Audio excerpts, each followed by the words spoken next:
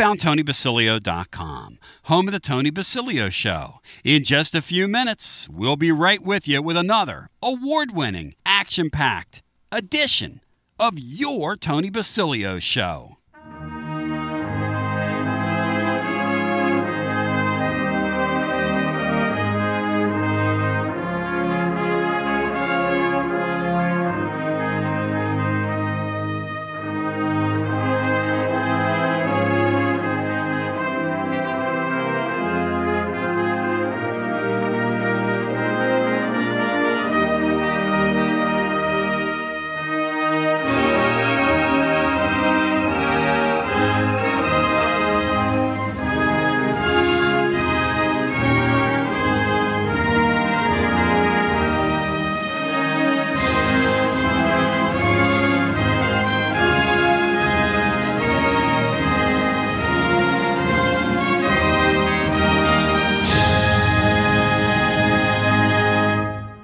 You found Radio Free Tennessee. Your Tony Basilio Show will begin momentarily. Keep it locked in right here at TonyBasilio.com and on your Tony Basilio app. And hey, do us a favor. Spread the word. WJBE 1040 AM, 99.7 FM. Translator W259AB. Powell, Knoxville. Ladies and germs, boys and girls, children of all ages, gather around the campfire, shall we? Because, well, I got my Simpsons meats on the grill. I got the birds chirping outside. We got the fireworks later on tonight down at Smokies Park. And here we are. Matt Dixon, welcome to the campfire. How you doing, my friend? Appreciate you coming to the barbecue today. Oh, I'm doing great. I brought the s'mores and some beverages. How about you, Brian Hartman? What have you brought in today? Oh, you guys, hang on. You guys are making noise here. Hang on a second. You boys are making noise. What's the noise coming off these guys? It's this thing. This is creating... That's the crackling of the fire. Huh, that's interesting. So this is causing surface noise. This is blowing my bit here. My bit is being blown. You know, my bit could be blown here. Wow, that's never happened, sweetie. It's like it's got a grounding issue. But listen to this. Listen.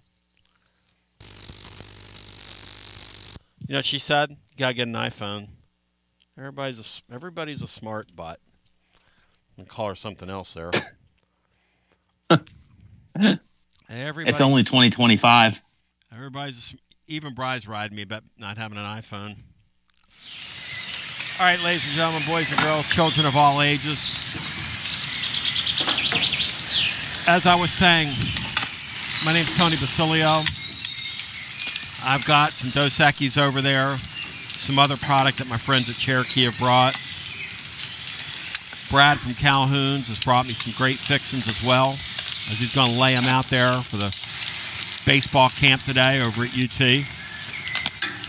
Feeding all the Tony Vitello camp counselors right on the field as we speak.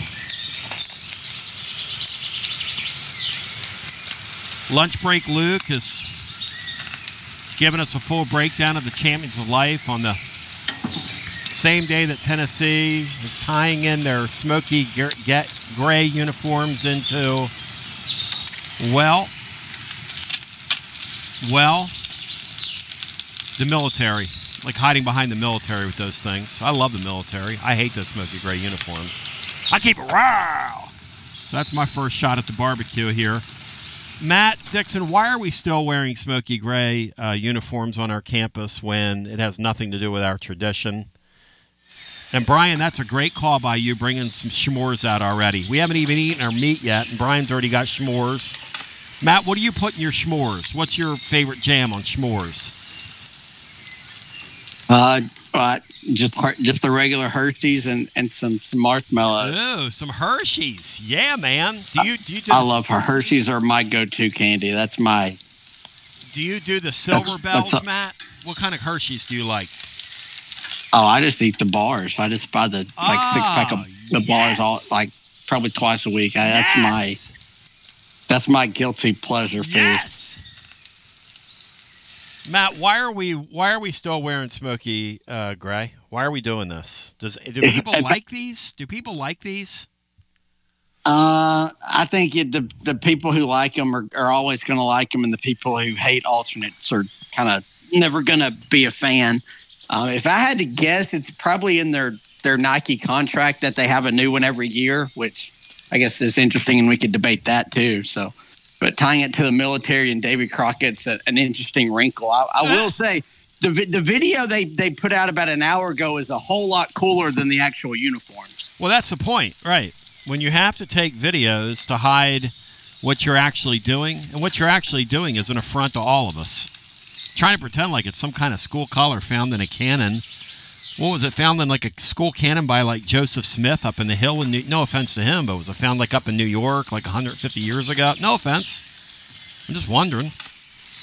All right, so let's get to it. We have a lot to talk about today. I'm going to offend a bunch of people. I don't want to do that.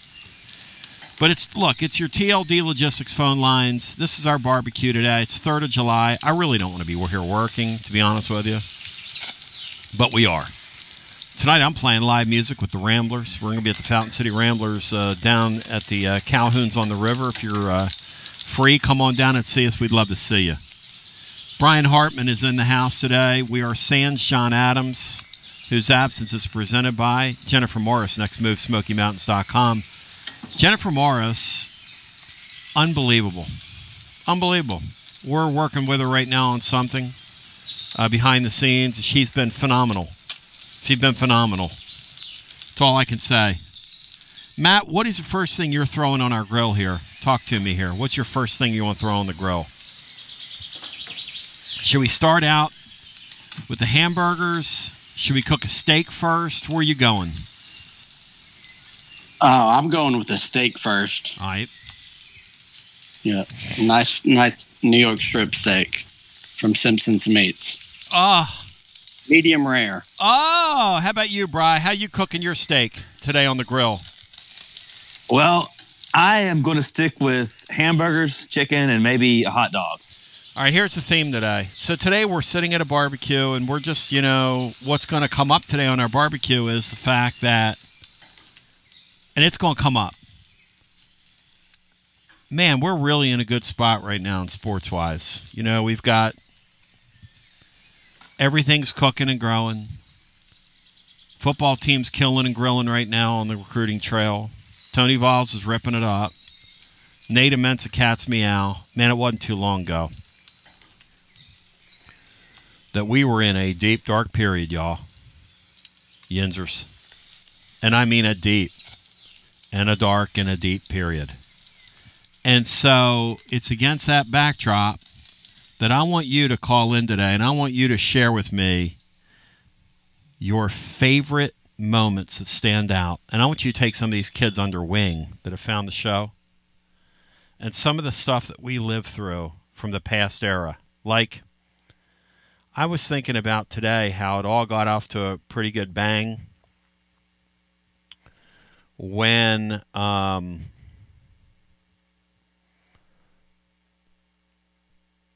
Brian Hartman, do you remember old AA Alex Anderson? When he went to Dooley's post press conference and zinged him on when he first got the gig. He zinged him. Do you remember that, Bri? Yeah, Dooley was a walking zinger. But Alex Anderson asked him that one night. He said, I'm going to go out to L.A. Is there anything you would like to ask Lane Kiffin? And everybody just kind of looked at Alex. Because Alex had zero fear. Zero fear. Now, we've now thrown some steak on the grill. Now, here's a question as I flip my burgers over. Matt, when you think back to the 15-year era we just went through, first of all, what in the hell were we doing as a school, doing that to ourselves, now that we're in a normal time? What was that, Matt? We hired a coach from Louisiana Tech with a losing record, and the results kind of fit that. And then we hired a band guy who really should be a beat cop, who had kind of rode Brian Kelly's coattails to success at two different stops. Does Butch Jones give you Danny Brown vibes from OP Live? Yes or no? For those who have seen OP Live, yes or no, Matt? Would he not be smelling marijuana in people's cars if he wasn't coaching football? Oh, but Butch Jones is pulling everybody over, and he's finding a reason to search everybody's car. Yep. But he's nowhere near the coach or nowhere near the cop that Danny Brown would be. Danny Brown's probably a much better athlete than Butch Jones, based on some of those pursuits he got in. Because he was pretty good at catching guys. Matt, give me a standout moment. This is what we're going to ask the living listener when you come to our barbecue. I'm going to ask you how you want it. Do you want it well done, medium well burned, hockey puck? These are burgers that are on the grill right now. Oh, my God, Brian, that smells so good. And there's something about real charcoal, too, by the way. Brian, what seasoning did you put on that burger? That smells really good. He's using maybe Cajun seasoning. Well, you know what I found, guys, is if you go to Calhoun's and get their blackened seasoning, you can put that on anything. Chicken. I had the other day, my family ate steak, and I was eating hamburger steak, and I threw some blackened seasoning all over that, and I went back again and again and again and again. Okay. Matt, give me a moment. You throw out the first punch on these clowns on our Independence Day special. Yeah, I'm going to go with one that I've referenced before, but it doesn't get talked about hardly at all, and there might not even be video evidence of this from TV, because I think our callers are going to come through with some great Butch stuff. But in that Music City Bowl against Nebraska, which was relatively a meaningless game, against the backup quarterback that Tennessee was never in danger of losing. The big storyline of that game was Derek Barnett was a sack away from breaking Reggie White's school record, which is an unbelievable accomplishment. An in-state kid playing at home. And he finally got that sack late in the fourth quarter.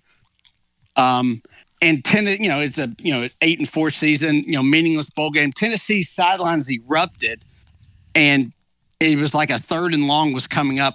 And Butch Jones was furious that he had to call a timeout to settle the sidelines down. And I'll never forget just how out of touch that guy was. He was furious. And then somebody on the headset let him know what was going on, and he had to play it off and act like, he was happy. But in the moment, I'll never forget how upset and purple-faced he got that he had to burn a timeout because Derek Barnett broke the school sack record of Reggie White's. And that's, to me, that sums up everything about the Butch Jones experience to me. About, you wound up in an 8-4 bowl game, and you had a guy break a school record, but it didn't mean a whole lot. But the guy just had no clue how to manage a team and coach a team in the moment. If you gave this current guy, okay, whose strength is not recruiting, if you gave him the teams that Butch Jones assembled here with his staff, Matt, what would the record look like? Now, let's think about that for a second. Because Butch Jones did less with more than anybody I've ever seen. He just did less with more. Look at all the NFL players he had. The guy had star players around him.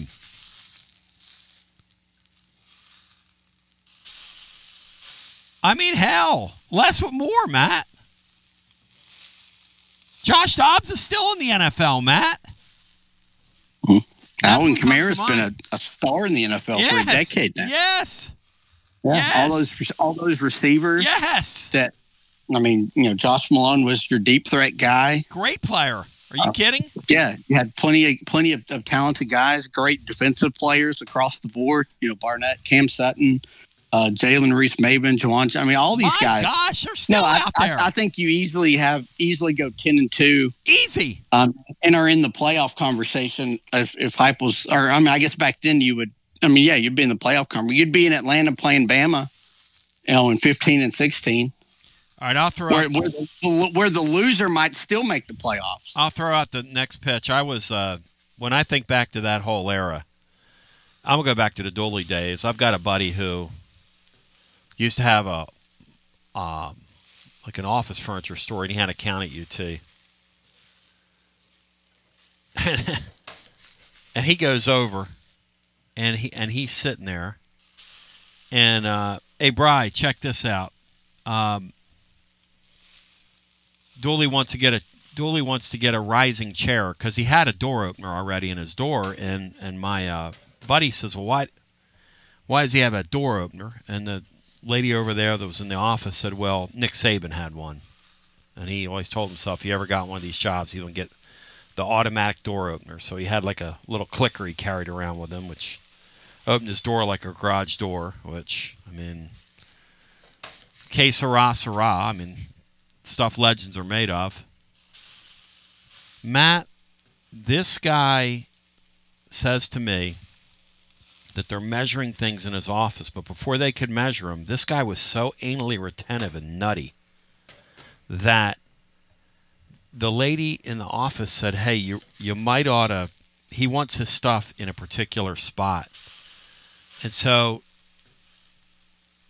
she handed him a plumb line, Matt, that they kept there, that carpenters use for those boxes whenever they had to move something around. And he said, I was on the floor with the line marking where each box went as I moved things to measure it.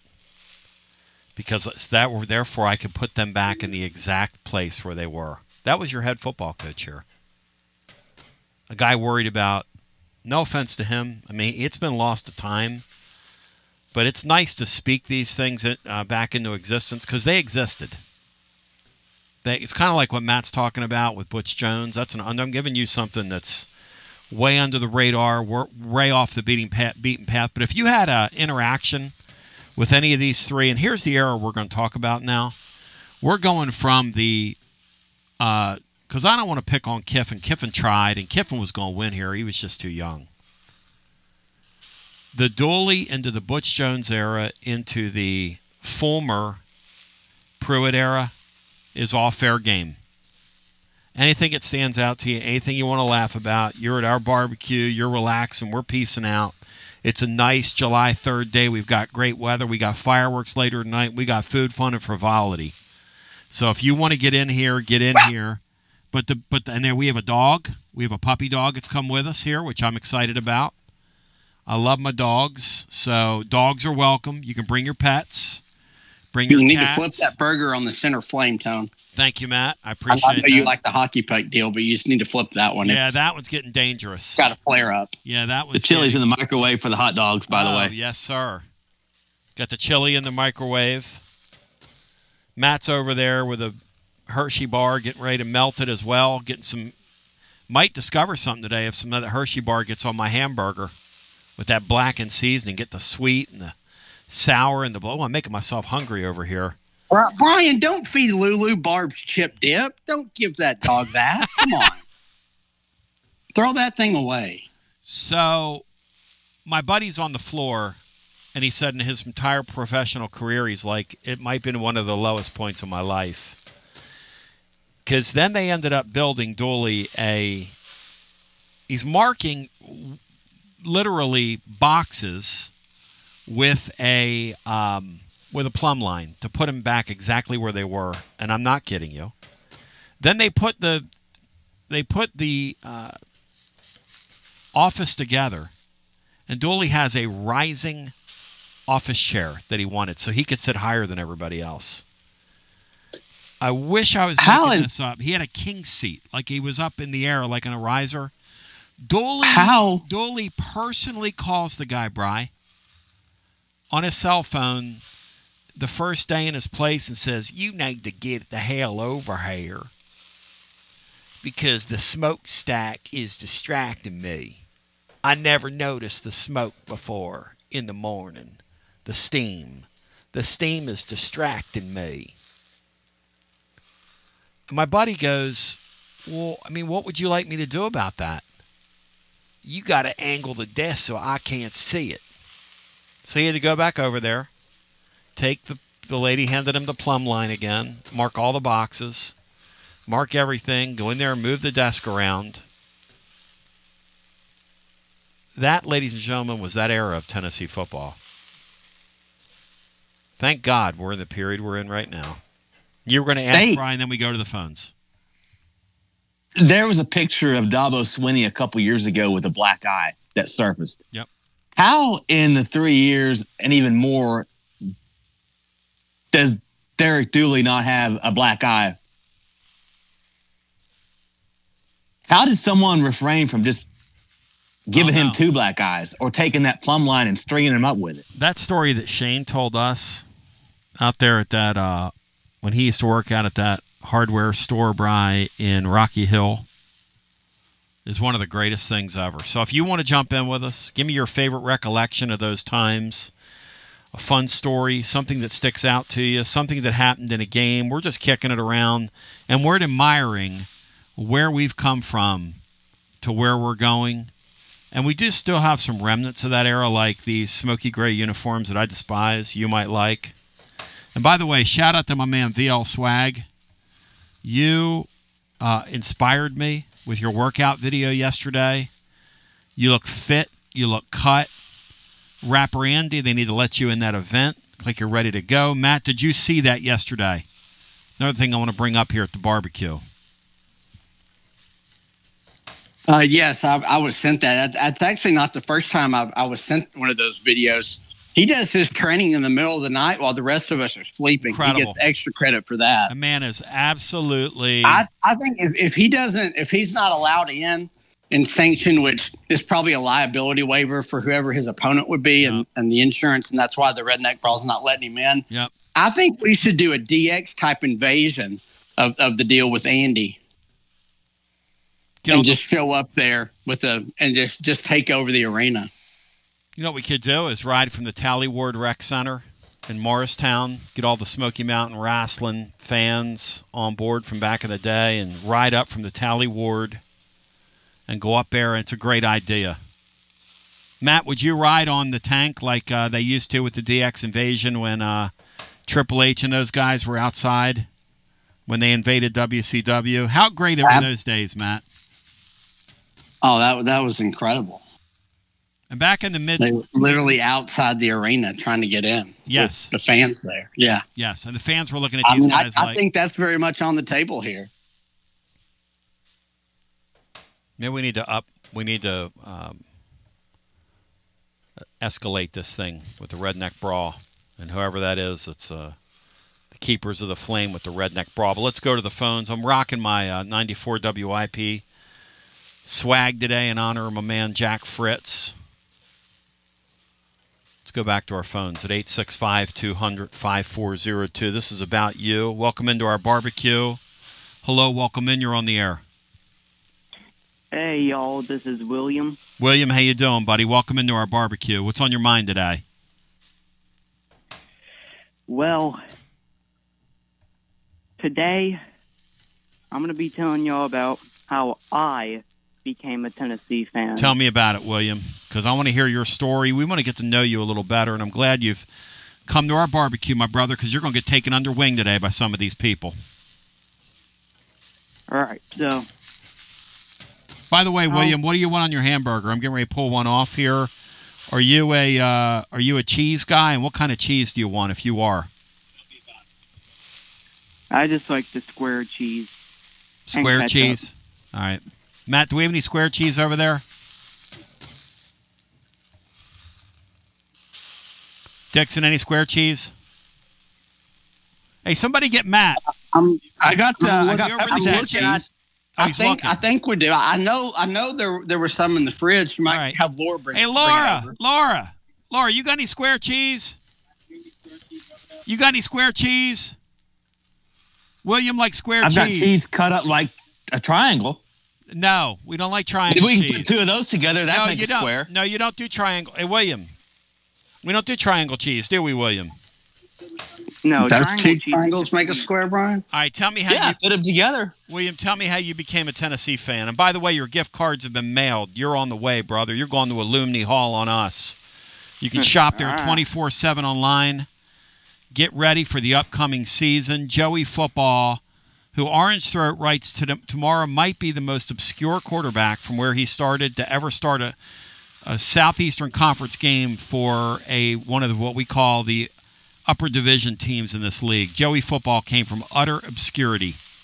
Matt Dixon, would you believe that Joey football was never, ever ranked coming out of high school? You can't find him.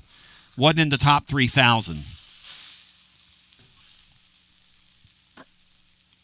Unranked. No, that makes sense. He went to a Diablo. He played at pure something. junior college and then somehow found his way across the country to Appy State, where he was a backup until an injury. God, the throat was telling me today, if this man gets off the deck, it'll be one of the greatest rags to riches stories ever.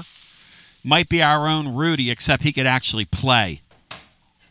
But go ahead, William. I'm sorry. My bad, man. William, what beverage do you like? You're too young to drink alcohol. What can I bring you? What kind of soft drink would you like, man?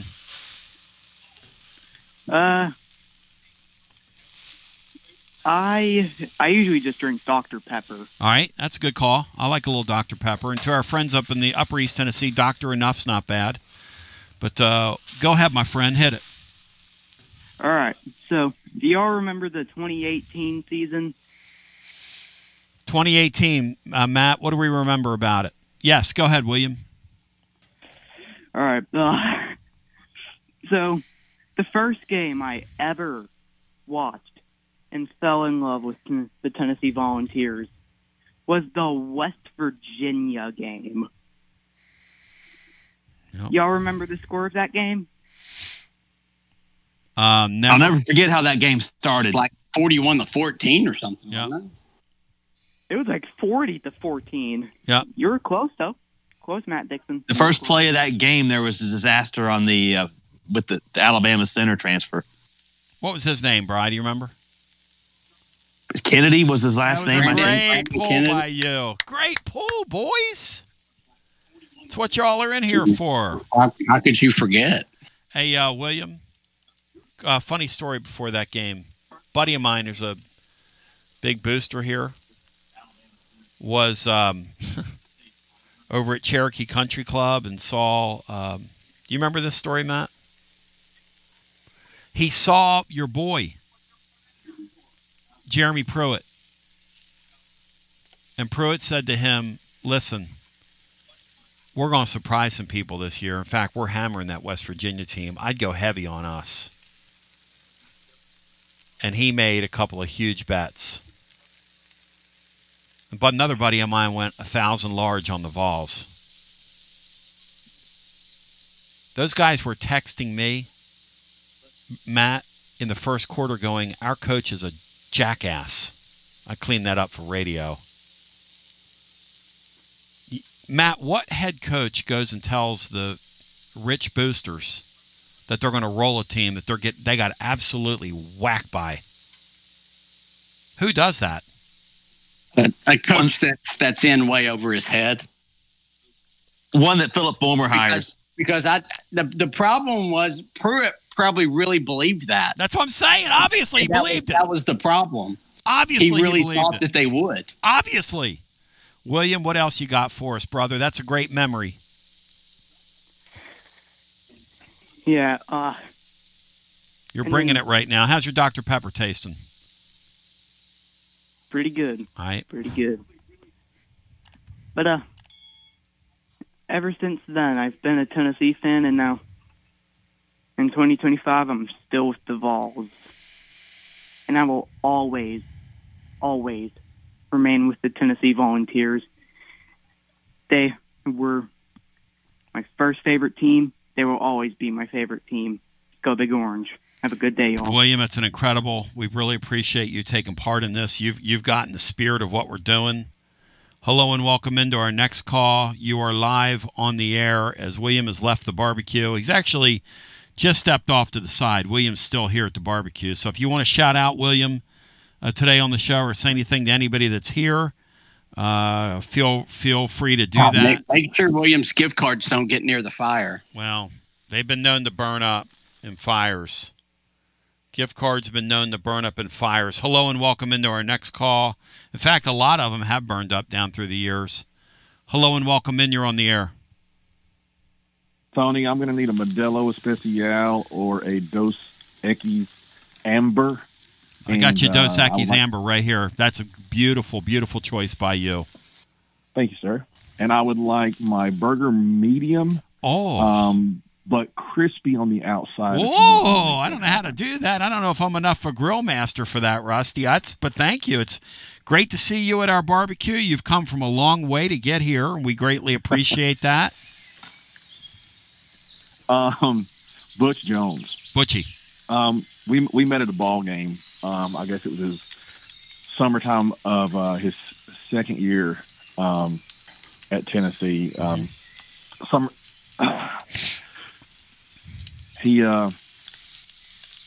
were with a group of people.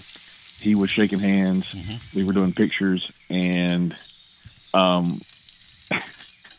he had this stand on something next to me, like we were near like steps, mm-hmm. and he made sure to get up on the steps when we were taking the picture to be taller than the other four people and myself that were in the picture.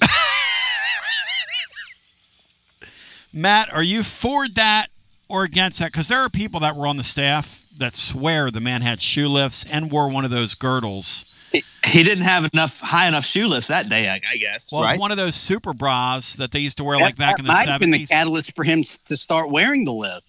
Was that moment with Rusty? See, that's some history right there. How was he when you interacted with him? How strong was his cologne? Because when I was around him, his cologne game used to, shall we say, trip off my senses and trigger me, as they say in the allergy world.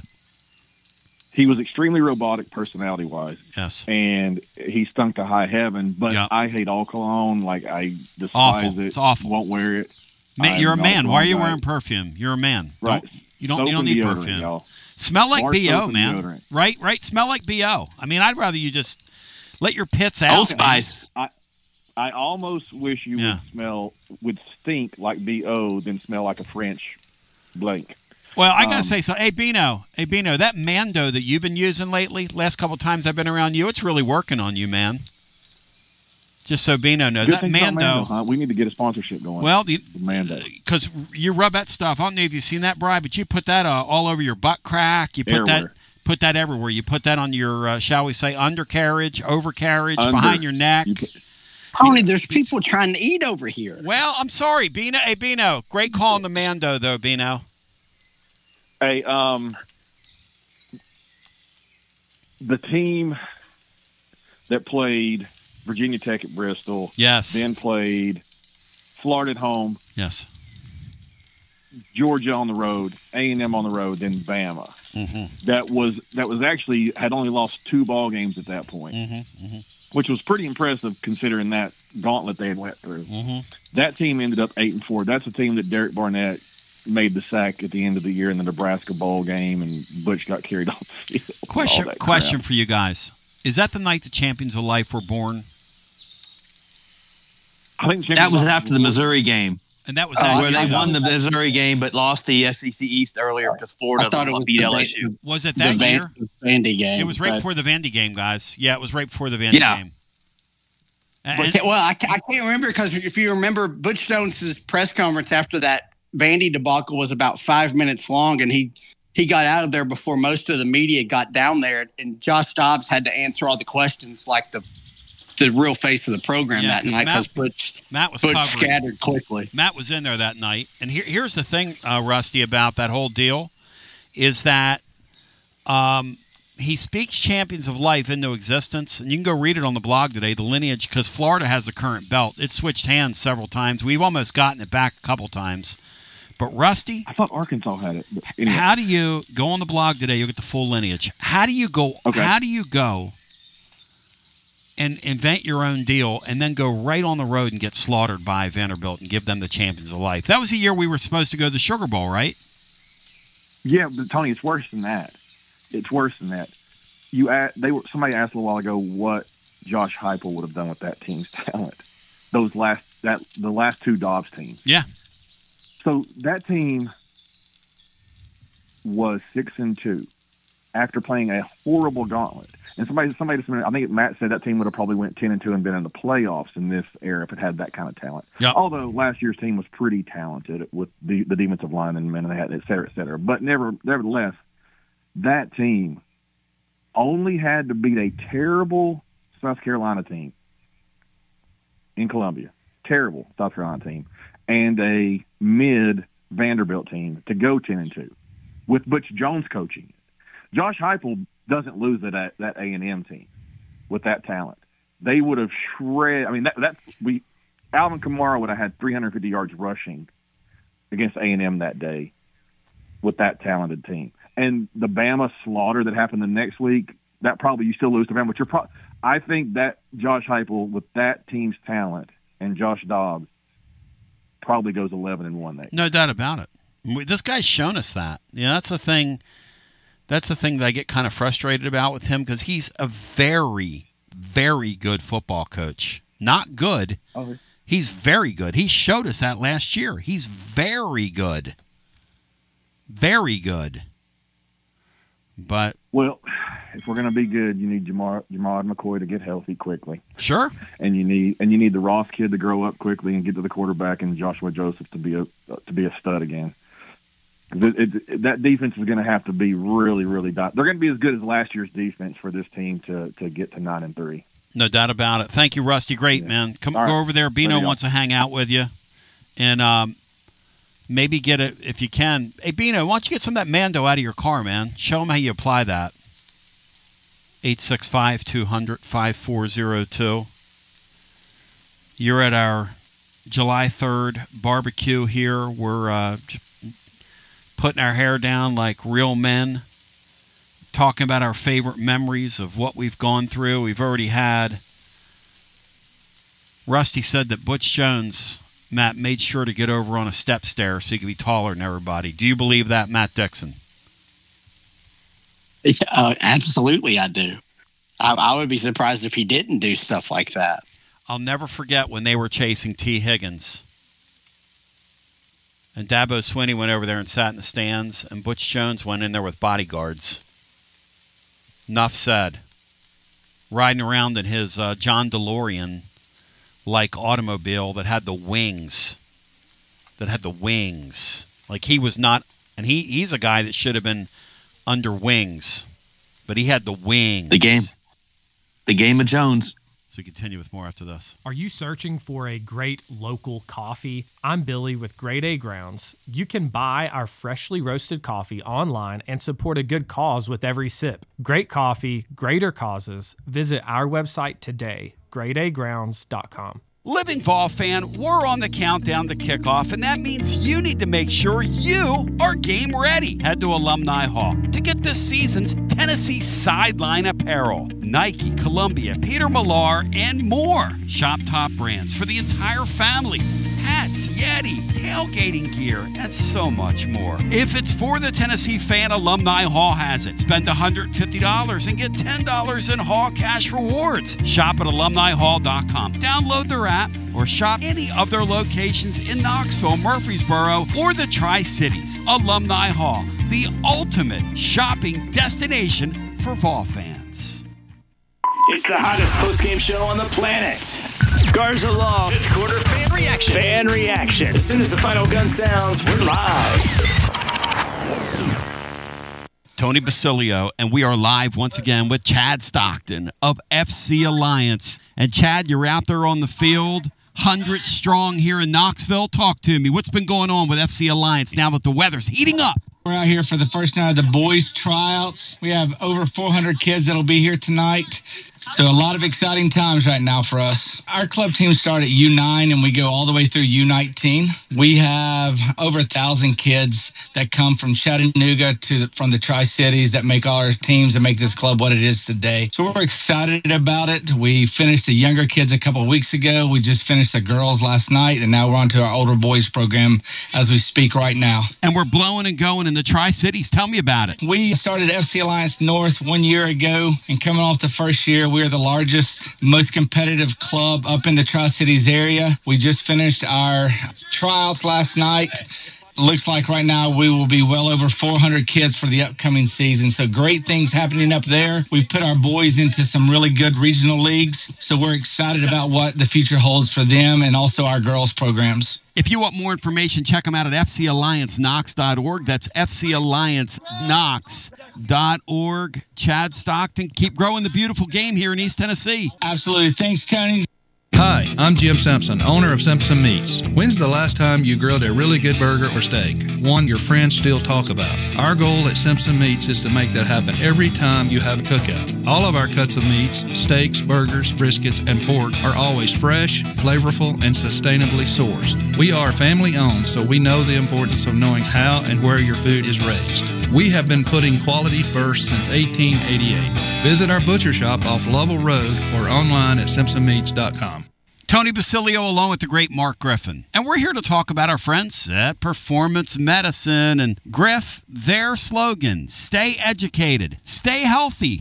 That's you. Wow. I really like to think that, Tony, and I'd like to give Dr. Rogers a lot of credit because I definitely want to stay educated and healthy, and knowing that he's putting the time and effort in to make sure of my care. I want to encourage your listeners to put the time to learn and become educated and get to know Dr. Rogers and see if it can help with your health as well. And there's a really, really easy way to do that. In fact, they've got their own YouTube channel. You can see Dr. Rogers for himself with his staff.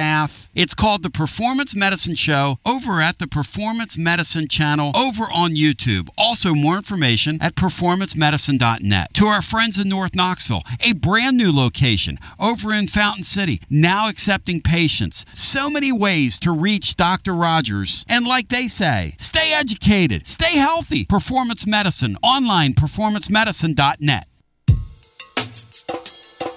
TB here for Cedar Bluff Plumbing, a live and local company that's been serving our area for over 32 years and counting, because every customer counts, and I mean no job is too small. Cedar Bluff Plumbing just voted #1 by City View magazine because multiple plumbing experts are on call to serve all your plumbing needs. Chances are there'll be a plumber in your area when you call, and they won't send some salesman to your house. You're going to get a high character, trustworthy, highly trained plumber who will serve you. Not like some of these guys that look like they came off the set of America's Most Wanted. Cedar Bluff Plumbing is Basilio tested and approved and will go the extra mile for you because Chucky Mack is a servant of the people and my consigliere to the throne, celebrating over 32 years of serving living volunteers. Cedar Bluff Plumbing. Call 588-4448. That's 588-4448. Cedar Bluff Plumbing. Attention Vol fans, are you tired of complicated, clunky fleet technology that makes your job harder? Say goodbye to frustration and hello to Connexial, your hometown partner in logistics. It's time to rev up your operations with next level fleet management from Connexial. Connexial is here to keep your business on track with technology that works as hard as you do. Our game-changing ELD gives you more than just hours of service. With AI-powered dash cameras and real-time asset tracking, you'll have eyes on the road, cargo, and your fleet from anywhere, anytime. And the best part, our friendly US-based customer support team is just one phone call away. No more long wait times or frustrating tech talk. Just real people with real solutions. With Connexial, you get a professional team you can trust and easy-to-use products that keep you on the road. What do you say, Tony? I'm ready. Make the smart move and call Connexial today. 865-888-6920. Learn more at Connexial.com. That's Konexial.com. Drive life with Connexial and go Vols. Basilio here, and you know my friends at Carnes Motor Company started with a dream over a quarter century ago. I met Rob and Brian back when I still had hair, and they were working at a huge dealership in West Knoxville. But they told me back then they wanted to sell cars on their terms, and I wanted to do radio on my terms.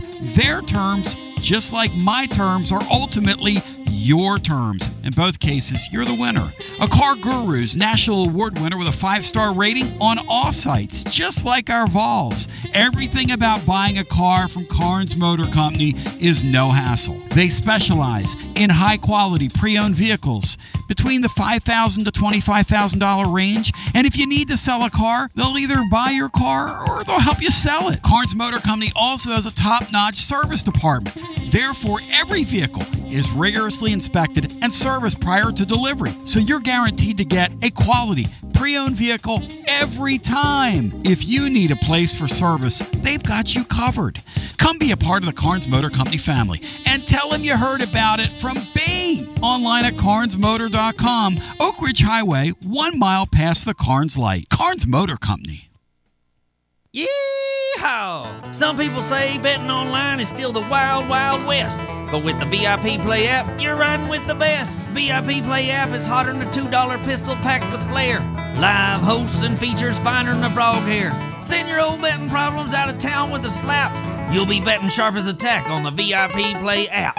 Don't be a better, be a better with VIP Play today. Download VIP Play today or head to VIPPlayApp.com. Gambling problem? Call 1-800-88-99789. Must be 21 plus and located in Tennessee to bet. Jeff Hall here. I'm a partner at Rather and Kittrell Capital Management. Life is full of transitions. Planning for retirement, managing investments, or navigating major life changes. Here at Rather and Kittrell, we're here to guide you through every step. Visit rkcapital.com or call 865-218-8400 to start your journey toward financial clarity today. Rather and Kittrell is a registered investment advisor. We were just laughing over here by the kid slide, and Matt was talking about, well, we were just talking about all this stuff that's going on, you know, these contracts, these NIL contracts. These schools are not going to play with these kids now. This rev share money, you come in here, sign a 2-year deal, and you walk out after a year, even though they can't hold you down, because they can't hold you to these deals. They're going to claw back their money on you. The teams are trying to stop the Nico thing from happening, and it's a really good point that Matt brought up. Those of you that have just joined us here on our 4th of July barbecue party. And by the way, as the sun goes down tonight, I would like to recommend some coffee from my friends at Grade A Grounds. Shout out to Billy and all the fine folks at Grade A Grounds that are helping a lot of people with a product that he started right out of his house, and it's exploding. It's exploding. So, Billy, thank you for allowing us to be a part of your growth on this great July the 3rd. Let's go to the phones without further ado and get our next call in. It's our 3rd of July barbecue, and Bino just took to giving us all a display of his Mando applications. And, Bino, thank you for that. My favorite part is when Bino puts them around his ankles. Hello and welcome in. You're on the air. Happy Barbecue Day, everybody. Happy Barbecue Day to you. Holly, what can I get you on your burger today? Are you a cheeseburger, plain, and what do you put on it? I want a Swiss burger. Swiss, like yes. they do at Calhoun. The Swiss burger with onions and honey mustard dressing. Oh, you're my gal, man. A little onion, a little sweet, a little bitter. Now, the one thing I would do with that, Holly, is I might take what you just did, and I might throw a jalapeno pepper or two on it, just so I could feel it later. Go for it. But, Holly, welcome in. It's great to talk to you, and I hope you're having a great July 3rd. Thank you for coming to our barbecue. We always love having you around. Thank you. Well, I just wanted to put my 2 cents worth on the Butch Jones era. First of all, and if someone's already mentioned this, I apologize. Are you all not aware that Butch Jones is the reason that we have smoky grays? Yes, we were talking about it off the top, and they're appalling, and they're repulsive, and everybody blames the shoe company. Look, Tennessee could do an alternate uniform that's not smoky gray, where we pretend like it was a part of our canon 100 years ago. It's a joke, Holly. For what it's worth, I've never cared for it. But anyway, I'm sorry I brought that up. I didn't hear that part, but I've always thought, I I'm always the last to jump off of the coach bandwagon. I give them every chance I can. Yep. But I tell you, one thing that always struck me about Butch Jones was, I felt like he had gone and gotten an A+ in a Tony Robbins seminar. And he just, it was unbelievable, the stuff. And I actually had a little experience with all that. So I recognized some of the stuff he would say. Wow. And then he would flip it into coach speak. What was your experience with the Tony Robbins New Age stuff? Talk to me. Well, it wasn't, I didn't work for him or anything. I just, I was required in my job to do, I was in quality improvement. And so that was kind of, a thing. And so his work was, some of the leadership had to go and listen to it and study it and apply it. So that's the connection. So I recognized some of that speak. Is that where Butch got that thing about, Matt, what was the bus that he drove? What was the energy bus or something? Is that where all that stuff came from? Either you're an energy vampire or you're something. There was some other, there were guys that played for him tell me, Holly, that there was so much stuff every day that you just got exhausted by this poor fella. He didn't even know what he was doing. Yeah. He exhausted everybody. I think he, along with playing football, he felt part of his job. And, of course, a coach does motivation, but he was so into that Tony Robbins stuff that, he kind of wore everybody out, because I was looking up some stuff about that. No. And after that horrible South Carolina game that y'all been talking about, one of the quotes he said was, "I thought we did all the things it takes to play winning football except for one element, and that's score touchdowns." Okay, he really said that. Matt, what was your favorite Butchism? If you had one, like on Butch's greatest hits, what would your favorite Butchism be? It's hard to beat that 6'3" strain deal, where I believe his first year they even had Daniel McCullers, the 400-pound guy, wear a number 63 jersey in practice to beat that point into the team. But the 6'3" strain thing it's hard to top. Well, I hope. But there's a bunch of them. Like Holly said, the guy was just a walking slogan. Tell you what, I hope Rusty doesn't get the 6'3" strain from that half-cooked hamburger I just put on his plate. Hey, Rusty, good luck with that later. Well, he also said after that loss, he said, quote, "We learned about the value of being ready versus the value of being prepared." Oh, God. And I'm like, what? I thought that's the same thing. And that's the Robbins stuff you're talking about, right? Those guys and Tony Robbins made a fortune out of that doublespeak and his big white teeth. Oh, he did. And in business, probably worked in business. Tony Vitello thinks that guy's teeth are white, Brian. Remember that guy, Tony Robbins? Did he? Is that where you got the leadership reps from, you think? I think he got almost everything. I think he was a disciple of Tony Robbins. Go, Holly, pinning it down on the New Age guru. And Tony Robbins. Now I know, it was bashing Jones Day, and everybody knows that we all love Tony, and I certainly love Tony. But you look at what Jones did, and those dumb, ridiculous things that everybody went, I don't know what you're talking about. And then you look at what Tony Vitello says with such great ease when he's interviewed and talking, and all of his comments that are motivational are just as clear as day. Did you find Butch Jones attractive? Well, no. He was okay. He was average. He was just, I don't know. I remember the first day I was at the game when he got off the bus, the first day of the first UT home game. Yep. And I just remember thinking, you kind of have a flat top, and that went out in the 60s. He looked just like Sergeant Carter. He really did. He really did. He reminded me of Sergeant Carter. Yes. He wasn't gross, but he wasn't. And I thought Sergeant Carter was cute. Now, if I was a girl, I would have thought he would, like the way he would smile at Bunny and some of his little girlfriends and the fun girls and all that. I thought Sergeant Carter was kind of a cute guy. I think Butch probably behaved like Sergeant Carter to the football team. I bet he was up in their face, and he's shorter, and he was up looking at them and pointing at them, and and then using his Tony Robinson stuff, and he'd study that at night and then bring it to practice the next day. I am making fun, but I really believe that because I just saw too many similarities of stuff he did, and like the brick by brick, which I kind of liked in the beginning. I mean, that was so Tony Robinson. I was like, oh yeah, you build a foundation and blah, blah, blah. And I kind of liked that. But then it kind of went off the rails when things went off the rails. I'll just leave it at that. But I really want you to go into the kitchen now, and I really appreciate you stopping by, but Laura has made a tremendous casserole. It's like a potato casserole. You have got to try it.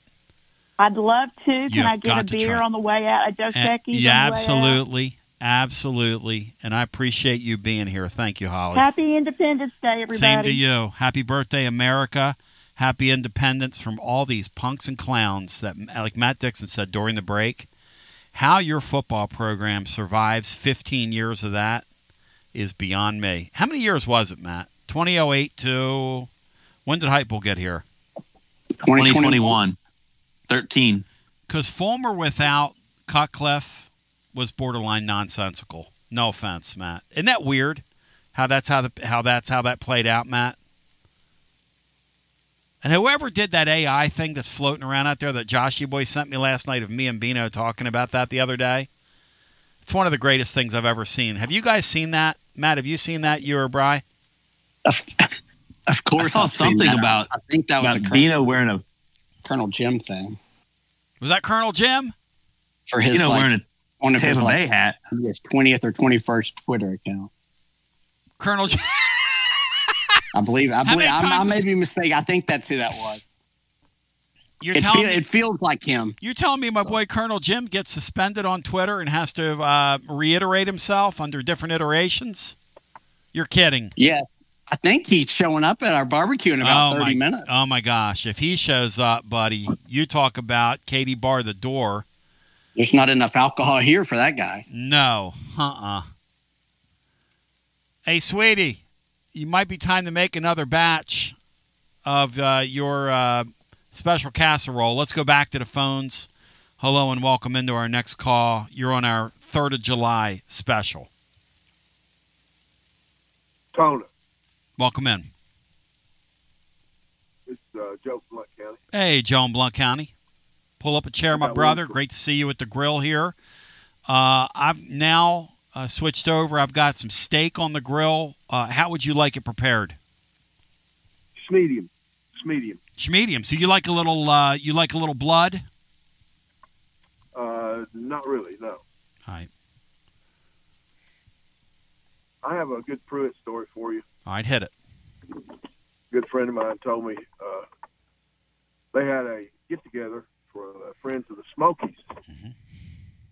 And, of course, our former football coach and former athletic director wanted him to attend that function. So they sent a limo after him. He has evidently taken a sleep aid, and he's about half asleep. And he discovers on the way up to the mountains that the limo has a bar in it. Well, he proceeds to get hammered on the way up. They get there, they open the door to the limo. He staggers out, slurred speech. One of the dignitaries there wants to introduce you to one of the boosters. And Pruitt sticks his hand out, and this comes from the horse's mouth. Sticks his hand out, and he says, "I'm so-and-so, I'm so-and-so." And Pruitt looks at him and says, "You're about the ugliest SOB." And he didn't say SOB. He said the words. He said, "You're about the ugliest SOB I've ever seen in my damn life." And they grab Pruitt. God! The guys grab Pruitt. They shove him back in the limo, haul his butt back to Knoxville. And I reckon Fulmer just smokes his doors when he gets down here. Matt, that's leadership. The leadership of the Fulmer era will never be forgotten by this living fan. You talk about content. You talk about a story I've never heard that I believe. Matt, how much of that story do you believe, if any? Oh, I think it's probably true. Yeah. Yes. Yeah, it falls in line with that era. Put that in the canon, Joe, in Blount County. In fact, why don't you go over there at the Kohler and grab yourself a cold one after that, and I love you. And you really got to get over there to Bino and see how he's eradicated, because he had a funk issue. You and I both know that. You were around him at Calhoun's about 6 weeks ago. This Mando has really helped Bino. Bino Mando. Yeah, it has. Big guy. Thank you, my brother. 865-200-5402. Ladies and gentlemen, our third 4th of July barbecue. We declare our independence on these punks, clowns. I mean, I love it. We're having a great time. Continue the calls. I want recollections. I want memories. I want stories of these interactions with these people. You've gotten the vibe of it. And as General, William has set the tone. As we continue with more, it's Hour 2 on your Basilio show after this. WJBE 1040 AM, 99.7 FM. Translator W259AB. Powell, Knoxville. Whether it's baseball, football, softball, church groups, or schools, if you're raising money, do it with locally roasted Grade A Grounds coffee. I'm Billy Miller, a Vol alum and Knoxville native. You keep 40% of sales, and we donate 5% back to our East Tennessee community. Get started today by visiting our website at gradeagrounds.com. Summer is officially here, and the last thing you want during sweltering heat is a broken air conditioner or HVAC system. That means it's more important than ever to keep you and your family comfortable and safe when extreme Tennessee temperatures arrive. Don't ignore the warning signs that your AC is struggling or nearing the end of its lifespan. And if you need emergency HVAC repairs, routine preventative maintenance, or want to invest in a new system, then call the trusted HVAC experts at Pipe Wrench Plumbing, Heating, and Cooling. This month, get up to a $1,000 discount when you buy and install a new air conditioner or HVAC system. We make it easy with free on-site estimates for replacements and free second opinions on repairs. And if budgets are tight, we offer flexible payment plans including 0% financing with credit approval. Be sure to ask about our 10-plus year warranties that are 2 times longer than industry standards, so you don't spend a cent on unexpected costs in the future. So call Pipe Wrench at 865-264-8090 or book online at pipewrench.com to schedule your appointment today. And as always, same-day service guaranteed or the visit is free. Life never stops moving. And between the 30-minute commutes, daycare pickups, weekly soccer practice, Tuesday night yoga, X number of coffee runs, and that weekend trip to Grandma's, you're racking up the miles. What you need is a tire that can keep up. A tire designed for doers. A tire that's going to last. Like the exceptionally long-lasting Michelin Defender tire. With an 80,000-mile warranty and the safety and comfort you expect, you can forget all about the miles ahead and focus on getting to your destination or conquering your to-do list. Fleet Tire, I-275 exit 1B at East Woodland Avenue in Knoxville. That's Fleet Tire, I-275 exit 1B at East Woodland Avenue in Knoxville. Fleet Tire. Jeff Hall here. I'm a partner at Rather & Kittrell Capital Management. And here at Rather & Kittrell, we understand that life is full of transitions. Since 2000, our team of dedicated certified financial planners has been helping individuals, families, and businesses navigate these changes with confidence. From comprehensive wealth management to tailored retirement plans, we're committed to guiding you toward a secure financial future. Ready to take the next step? Visit rkcapital.com or call us at 865-218-8400 to start your journey today. Rather & Kittrell is a registered investment advisor.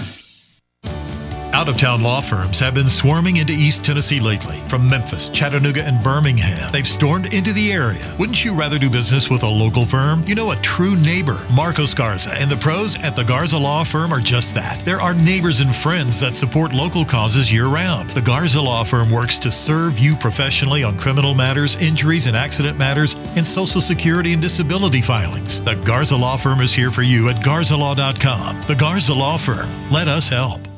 Are you stuck in a dead-end job or ready for a new challenge? Do you feel like it's time to try a new career? Well, it's time to change lanes with TLD Logistics. My friends at TLD Logistics have some really exciting opportunities for you to learn a new skill. With a new 5-acre driving academy that's now under new leadership with all new course material. And the best part, it's absolutely free. What a great deal to set you on the road to higher pay. And TLD Logistics even offers weekly stipends to offset food and gas expenses. In 6 weeks' time, you could complete this course and be in compliance with FMCSA regulations. Then you're ready for the open road of opportunity. What are you waiting for? It's time to change lanes with TLD Logistics. Visit tldlogistics.com. That's tldlogistics.com. TLD Logistics.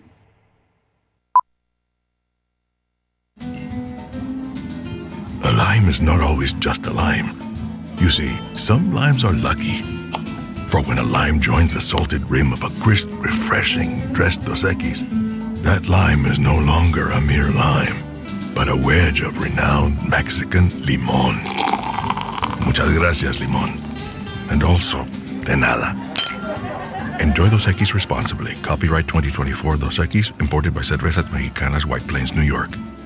Hey there, Basilio family. Jennifer Morris here with Keller Williams Realty. The countdown to fall football is on. Is your fall plan missing the perfect home to watch the Vols make another playoff run? If a new view is on your game day checklist, I'm ready to help you find it. Don't wait until kickoff.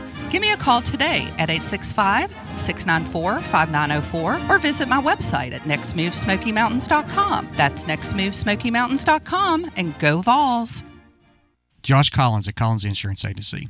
At Collins Insurance, we strive to ensure our customers receive better coverage along with bigger savings. Our community is important to us. We want to provide exceptional service to our customers. Anybody can provide great rates, great coverage, but can you also get great service? And hey, don't just take my word for it. What's up, everybody? Zakai Ziegler here. My family turns to Collins Insurance Agency for the best service, coverage, and price. So don't just go online and get some random insurance. Experience the Collins Insurance difference. Like he said, experience the Collins Insurance difference. CollinsInsuranceTN.com. CollinsInsuranceTN.com. And hey, their Mama Zizi approved. CollinsInsuranceTN.com. Thank you to Josh Collins and Zizi. One more thing, Tony. Go Vols. Preparing food for a big gathering can really take it out of you. That's why you need to call Calhoun's and check out their selection of party platters. Whether you're hosting a party for the big game, a reunion, or just an everyday gathering, a Calhoun's party platter is next level. Choose from Calhoun's always excellent chicken tenders, fly with Calhoun's wings, or boneless wings with a variety of dipping sauces, award-winning next-level melt-in-your-mouth barbecue ribs, or delicious spinach artichoke dip, or get one of each. Plus, if you're doing burgers or sandwiches, Calhoun's has lots of side dishes like spinach Maria, baked cinnamon apples, Smoky Mountain baked beans, or creamy coleslaw. Available in pints, quarts, and gallons. And to finish things off, pick up one of Calhoun's great desserts to go, including homemade cheesecake or key lime pie. Calhoun's, simply your go-to party headquarters. With 9 locations all over East Tennessee, you can order online and just pick it up. Calhoun's, one of the Copper Cellar family of restaurants, along with Chesapeake's, Copper Cellar, Corner 16, Cherokee Grill, and Smoky Mountain Brewery. Eat local, eat good. Let's go, let's go, let's go, let's go, let's go. We're welcome back to our 3rd of July barbecue. We got the vittles on the grill now. We are currently, as we speak, making a little kebab here, which is utterly fantastic. I've got some great seasoning on it. And what do you got there? Is that lamb? What is that? Brian, you wanted to add, though. Come over to the grill here, and why don't you go ahead and tell Joe in Blount County your little deal there about Butchie Boy. Go ahead. Well, I'm interested and fascinated about the sleep studies that Butch Jones would commission and all that, and then the partnership with Marvin Lewis about when to. They had like a 5-year study about when to kick a field goal and when not to, and that led to Butch's chart, which led to him wanting to kick a 17-yard field goal against Oklahoma. And I had Alex Anderson with me back then, and he kept using the word "shart" on the air, and I was encouraging him not to, but he kept saying he got to consult his shart. Matt, now what is Brian conflating two things? What was the Marvin Lewis deal? Do you remember? I vaguely remember it, but yeah, some of the stuff that Butch said that during the offseason they would consult with NFL teams over things. And I think one time he even bragged that NFL teams came to Knoxville to see how they ran things. But no, that's very true. the odds of Marvin Lewis even knowing who Butch Jones was is slim to none. But I mean, that's just Butch Jones cared about everything except how to win game. Like I don't know. I mean, and he could really recruit. That's the crazy thing about it. He got football players. The guy faked it. He rode Brian Kelly's coattails at Central Michigan and Cincinnati and to get the Tennessee job. And he was literally a half a football away against Oklahoma from having Tennessee back and faking his way all the way to having Tennessee back. That's how close he came. Because if he went to that Oklahoma game here, his trajectory is completely different. I mean, he still would have found a way to fizzle out and blow up, but he faked it all the way to having a 17-0 lead against Oklahoma that night. Hey, W. Lynn, welcome in, buddy. How you doing? Happy Independence Day, my friends and compatriots. Same to you, my good friend. Same to you. Welcome to our barbecue today. Tony, I have to remind you that unless you have pork in the South, it's not a barbecue. So I'm bringing over pork chops to throw on the grill with famous Calhoun barbecue sauce, and then it'll be official barbecue in the South. Unbelievable. You got to have Andy. some pork. Thank you, Andy. Thank you. Are you, Matt, are you a big pork eater? I prefer beef, but yeah, I'll eat a good pork chop anytime. Absolutely. Yeah. It doesn't like me back as I get a little older. But I love some good ribs. Ribs are great too. Oh, There's nothing like some good ribs with some good sauce on it. Oh, you got it. It's all over your fingers, your face.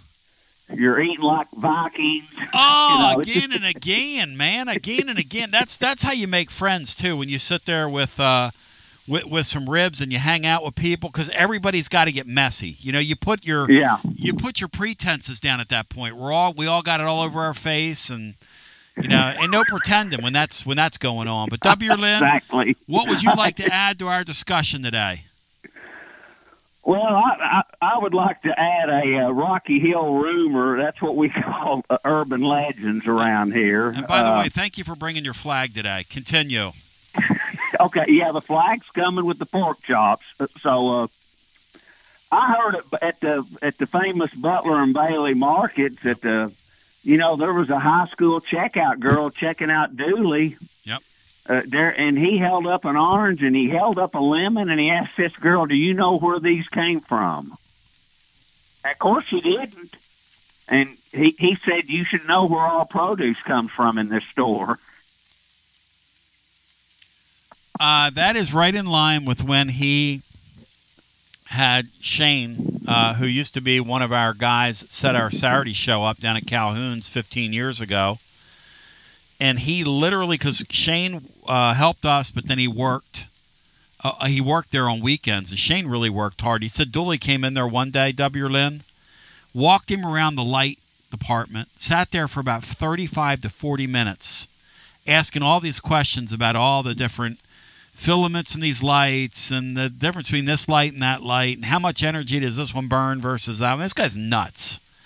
And finally Shane said, "Look, I got to get to some other folks here." And Dooley looked at him and walked out of there purchasing 2 lights and said to him, he said, I'll give you a B- on your knowledge, your product knowledge today. That's true. That's my Rocky Hill hardware store. I know all about that. I go there all the time. So the lemon, he asked the girl, a lemon and an orange, and he said, "Do you know where now, did he mean like in this store, or did he mean like generally how they're grown? What was he getting at, you think?" He was wanting to know the country or state they came from.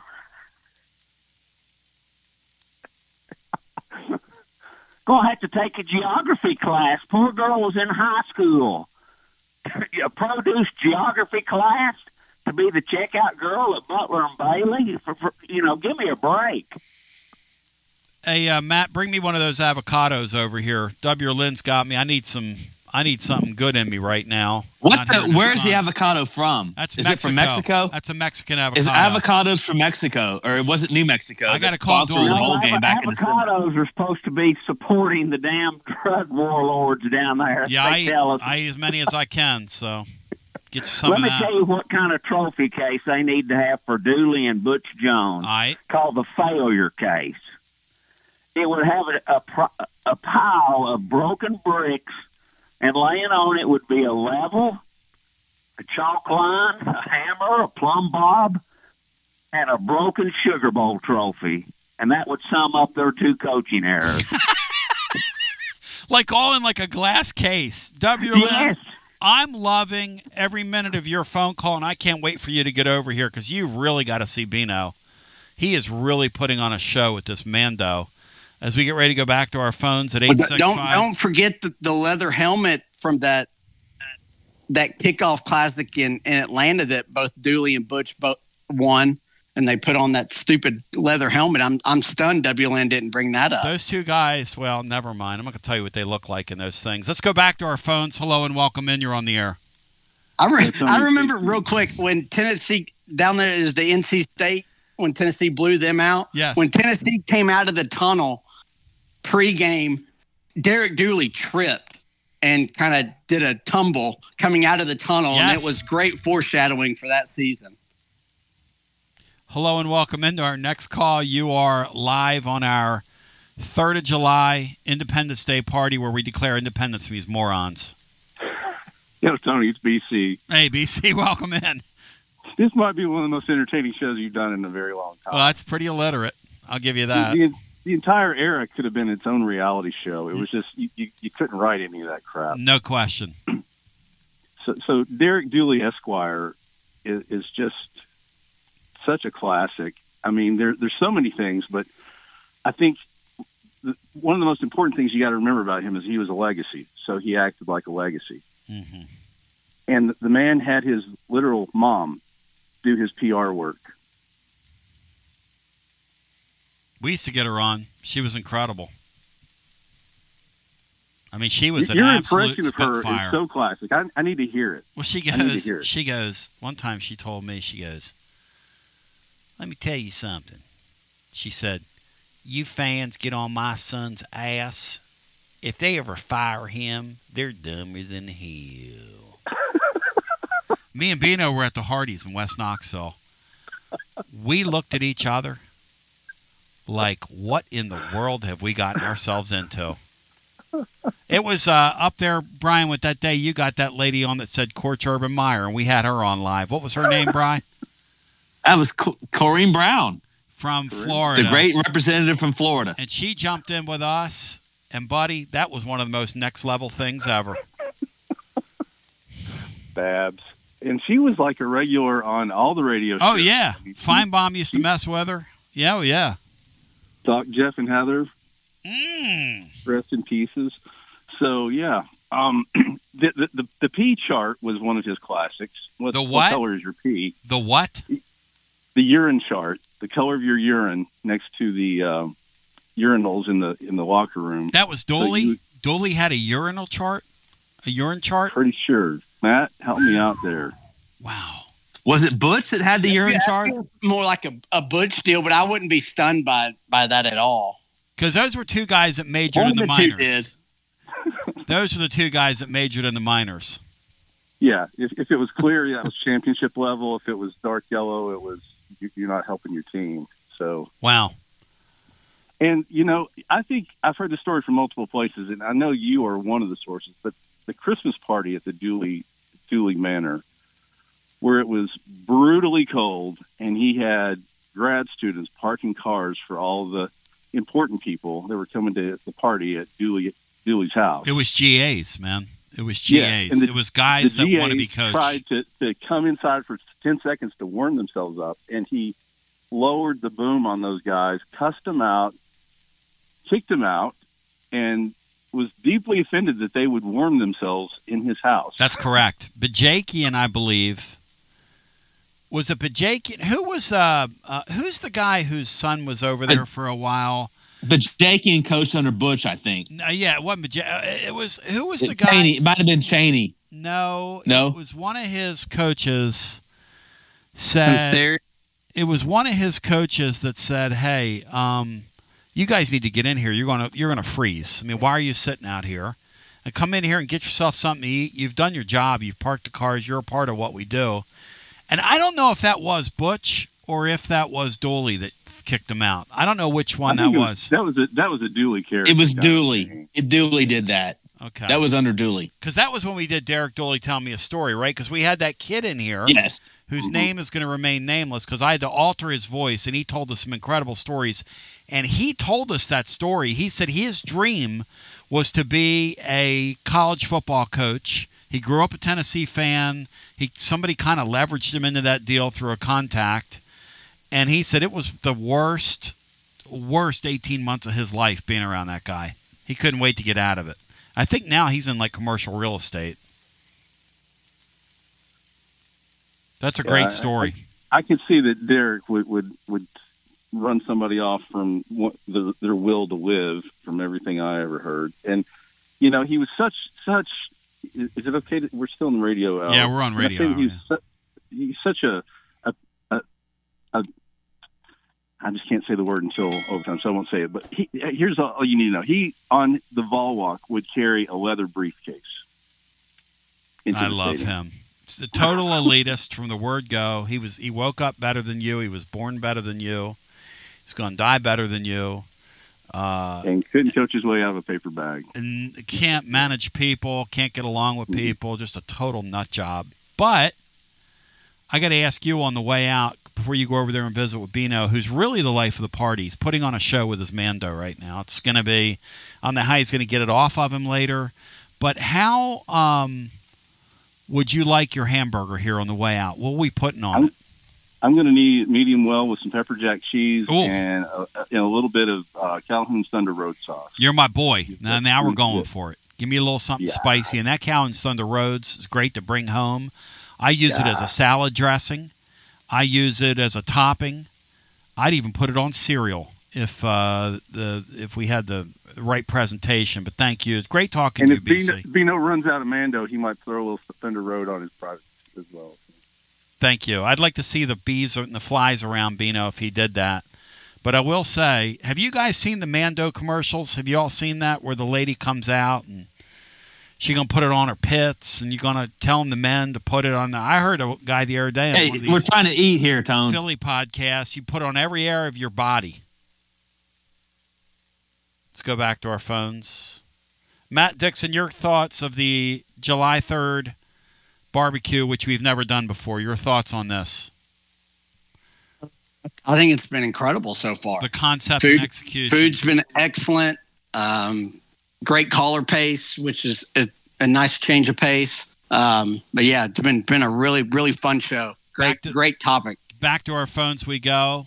We're declaring our independence from these morons. Somebody just showed up in a gorilla suit. Who was that? Yes. Hello and welcome in. You're on the air. Shower discipline. There he is. How did you know, Dixon? Right on time. I got to buy a lottery. Let's go. Let's go. Happy minus John Adams Day, my friend. Shows never sounded better. Because you know why? We haven't heard a shout out to LSU today and how much better they are and blah, blah, blah. And LSU must not have wanted that pitcher that Tennessee got. Hey, John, yes, they did. No gumbo at our barbecue. I have from Louisiana. I would like to have Jimmy come over and that stuff that he has with the boiled eggs in it, Matt. That looks really good.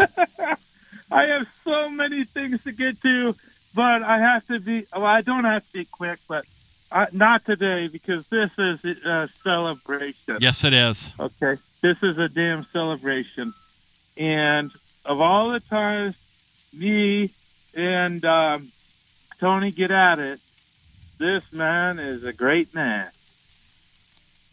And so is everyone that's associated with him. Now, here we go, okay? My first shot, Titans Bill. And this is the business real quick, is how the hell can Titans Bill, and I've been Titans Bill's biggest supporter in the world, Tony, you know that. And how can he go to a dentist named the Dr. Sweatfinger, a dentist when we have the greatest dentist in the world in Blount County named Sean Sinclair? Really, we're not here at our bar. Why is this guy? He's in a gorilla suit, Matt. He's over here dividing people at our barbecue. The only thing that Bill, I would don't wait listen to long- him. Bill, don't listen to him, man. Don't listen to him, Bill. The only thing I would wait longer than getting my tooth cleaned at the Doc Dennis Sinclair is a Will Heflin's changeup. Hey, by the way, Matt, have you noticed how Bill's been hanging out at our chocolate fountain like all afternoon? The guy's dipping everything in the chocolate fountain. Yeah. I think he even put his burger in there. I mean, what are Is we there doing, no episode Bill? of Matlock to watch, or What are we doing, Bill? Tony, even before I knew any of you, and I did any of the commercials, I told you that day that I had a run-in with the great Derek Dooley. Tell us about it. I want to hear it. This would be incredible. It's been, if we could get into your archives, you would hear it because I called the next day about it. But I was downtown in my carpet cleaning van, and it was complete thunderstorm, like a monsoon you couldn't see. And I'm down by the campus, and I'm in the lane, okay? I'm in the lane where I can turn right on red anytime I want, or I can go straight. And I'm sitting there, and my wipers aren't even working that as fast as they can. They're not doing anything. And I'm sitting there, I'm like, why is this light? You ever been at a light where sometimes you're like, man, it's not functioning, and you're thinking about going right through it? I'm thinking about it, and I kind of look to my right, and I see this goofball running in place like he's running from the police, but he's running in place. And I'm trying to ignore him. This person. Finally, I look, and he just gives me the bird, and he's waving me to turn right. Well, I'm not turning right. I'm going straight. So I'm ignoring him, and I'm in my carpet van, and I'm ignoring him. And next thing you know, I turn around because I turn right at him. I'll open the window. I turn right at him, and I'm thinking it's go time. And I look, and it's Dan Derek Dooley, about 2 blocks from Needland, and he is jumping around like he's in the damn circus, demanding that I turn right. Was he all there? Was he trying to pick a fight with you? Because I remember at the time, and I didn't know you. You said, I'm a little bigger than him. I was a lot more angry than him, and I almost stopped my truck and whipped the man's ass on the sidewalk. I did stop my truck. I was at the stoplight, and once he took off, once he knew that I wasn't going to, turn or move until I got a green light, he took off and gave me that bird right in front of my windshield. And I didn't realize it for like 45 seconds, and then it checked in. I'm like, holy cow, that's the football coach. So I jump out of my car, and I go about 10 feet, and then my senses came back to go back in the car. And enough, but he gave me the bird right in front of my windshield. God! Hey, Brian Hartman, remember you said earlier in the show, like an hour or so ago, it's a miracle that guy never got, just somebody didn't belt him the way he carried on. So now, Tony, since it's minus John Adams Day, you know how he's the bird watcher. Yeah. And remember how I gave him that statistic about the only animal on this planet that has the longest tongue of any creature on this world, and it's a woodpecker? Yep. Well, I have another one. And this is for John Adams. It's a turkey vulture.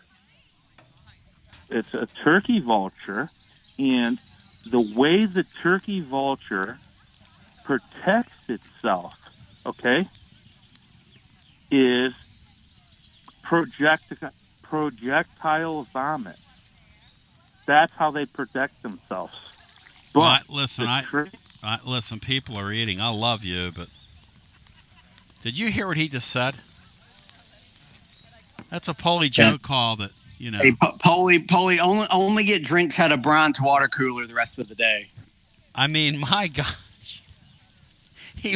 At least he can't He's slip talking- this time. He's talking on ice. about some. Let's back to the phones. Hello.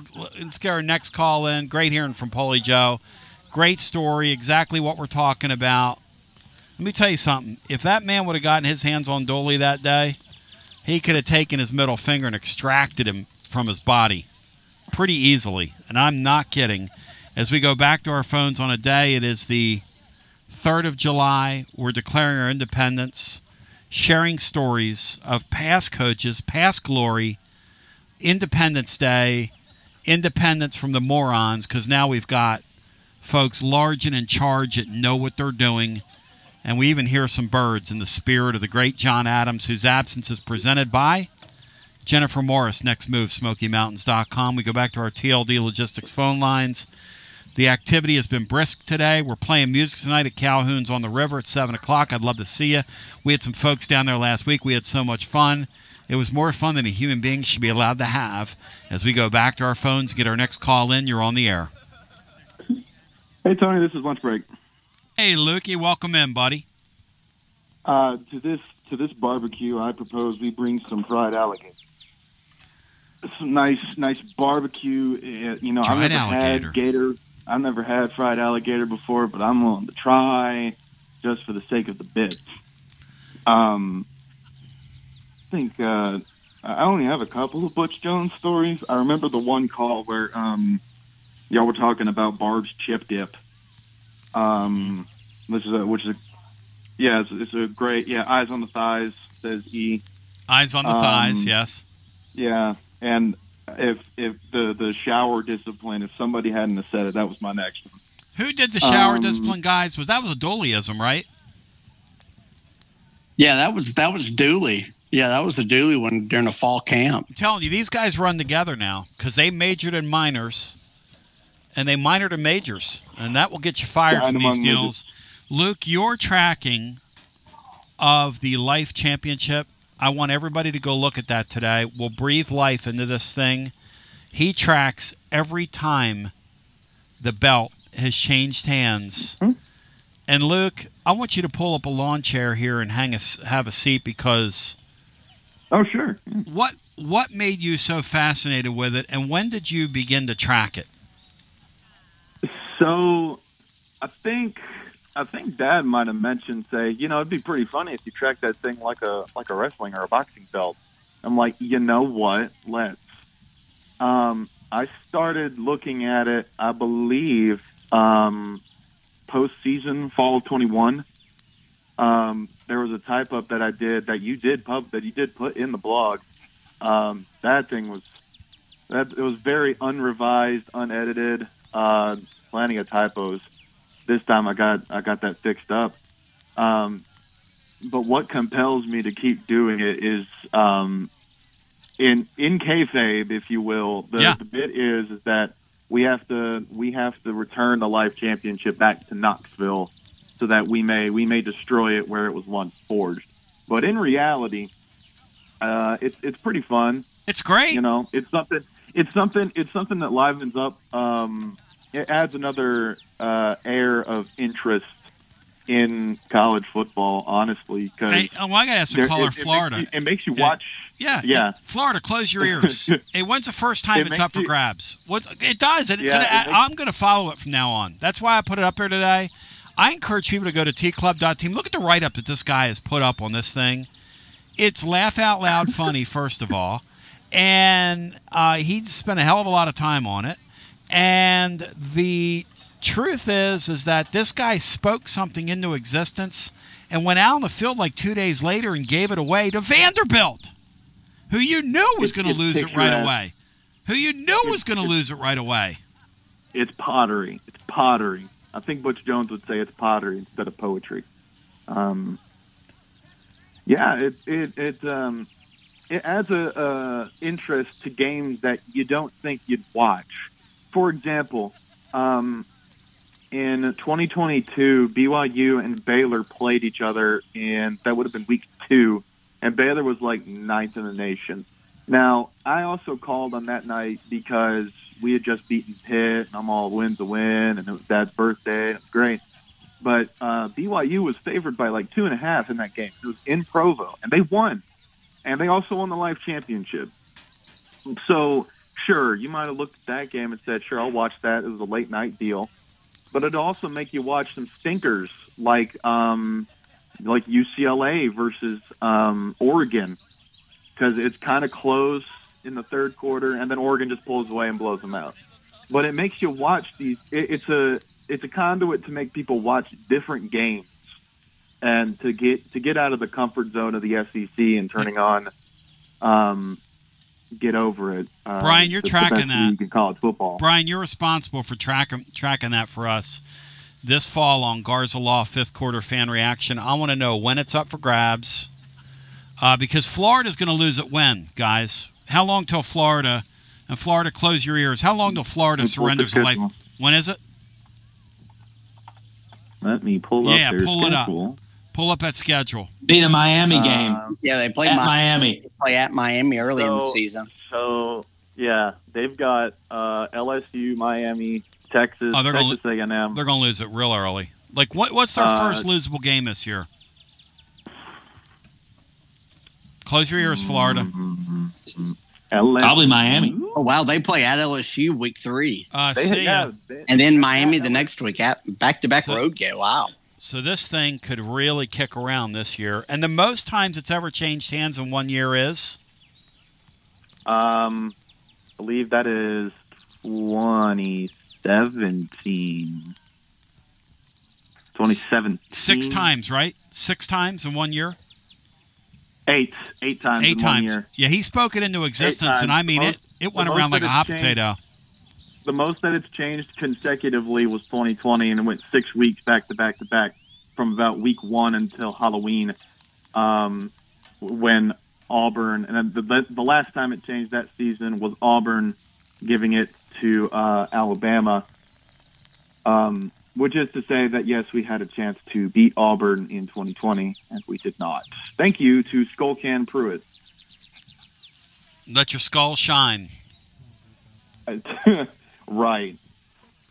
An MP3, that Pruitt shirt that you had specially made that let your skull glow with the skull logo, the tobacco logo colors, and it said let your skull glow, and it had that goofball's face and that stupid shiny head.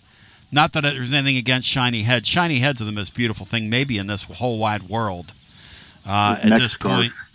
But you could be the man, brother. Oh, that's my favorite. Yes. That's my favorite Jeremy Pruitt bit is the neck gaiter that he had pulled over his entire head and face. He had it made him look like a terrorist to not step on too many toes there. He looked like there's an old tag team here when I was doing local wrestling. The great Jeff Anderson and his partner, they were the Turbinators. 2 guys from Knoxville that came out in turbans. It was the most politically incorrect thing I've ever seen. But they were the Turbinators. They had the kendo sticks and the whole deal. That sounds like a tag team from the McMahon character wrestling.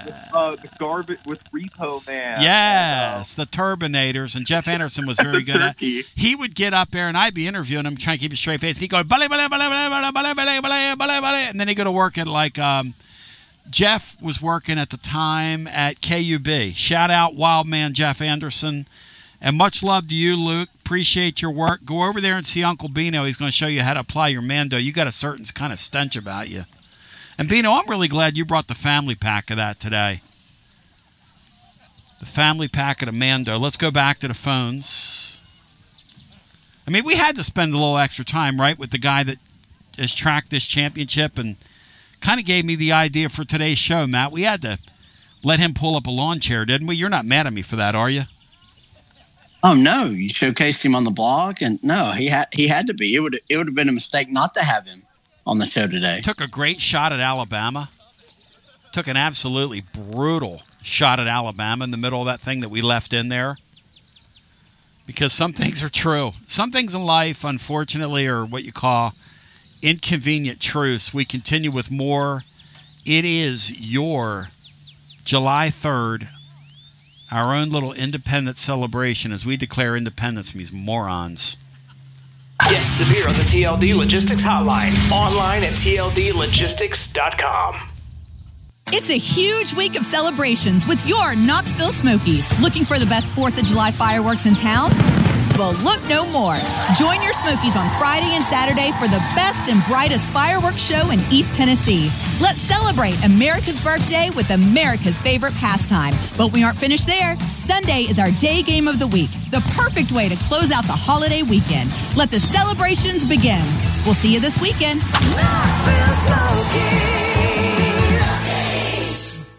Whether it's baseball, football, softball, church groups, or schools, if you're raising money, do it with locally roasted Grade A Grounds coffee. I'm Billy Miller, a Vol alum and Knoxville native. You keep 40% of sales, and we donate 5% back to our East Tennessee community.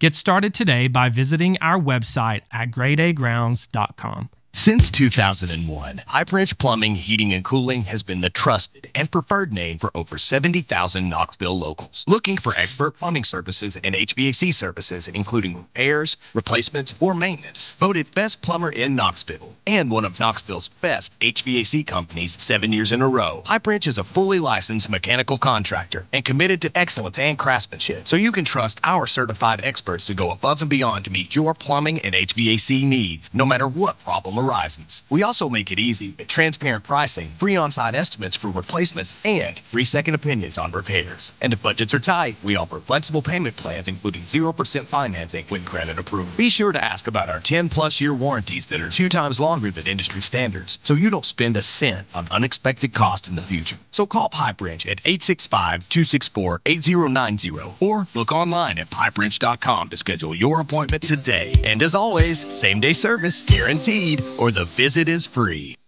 Hi, I'm Jim Simpson, owner of Simpson Meats. When's the last time you grilled a really good burger or steak? One your friends still talk about. Our goal at Simpson Meats is to make that happen every time you have a cookout. All of our cuts of meats, steaks, burgers, briskets, and pork are always fresh, flavorful, and sustainably sourced. We are family owned, so we know the importance of knowing how and where your food is raised. We have been putting quality first since 1888. Visit our butcher shop off Lovell Road or online at simpsonmeats.com. Life never stops moving. And between the 30-minute commutes, daycare pickups, weekly soccer practice, Tuesday night yoga, X number of coffee runs, and that weekend trip to Grandma's, you're racking up the miles. What you need is a tire that can keep up. A tire designed for doers. A tire that's going to last. Like the exceptionally long-lasting Michelin Defender tire. With an 80,000-mile warranty and the safety and comfort you expect, you can forget all about the miles ahead and focus on getting to your destination or conquering your to-do list. Fleet Tire, I-275 exit 1B at East Woodland Avenue in Knoxville. That's Fleet Tire, I-275 exit 1B at East Woodland Avenue in Knoxville. Fleet Tire. Basilio here for Budget Transmissions. TGMD, the great Matt Dixon, took his Ford Escape to budget, and like our gold bullet back in the day, it was a total mess. And now, Matt's back in the game. He's got a new transmission, axle, wheel bearing, both radiator hoses, engine mounts, coolant hoses. I mean, his Ford Escape was about to escape to the junkyard, but he didn't begrudge it. He took it to budget, and now he's on his way back to Omaha. Budget Transmissions, over 30 years in business, conveniently located in Bearden. All extended service contracts are honored. A gold certified Repair Pal member. 865-584-4391. 865-584-4391. Budget Transmissions. Don't begrudge it. Take it to budget.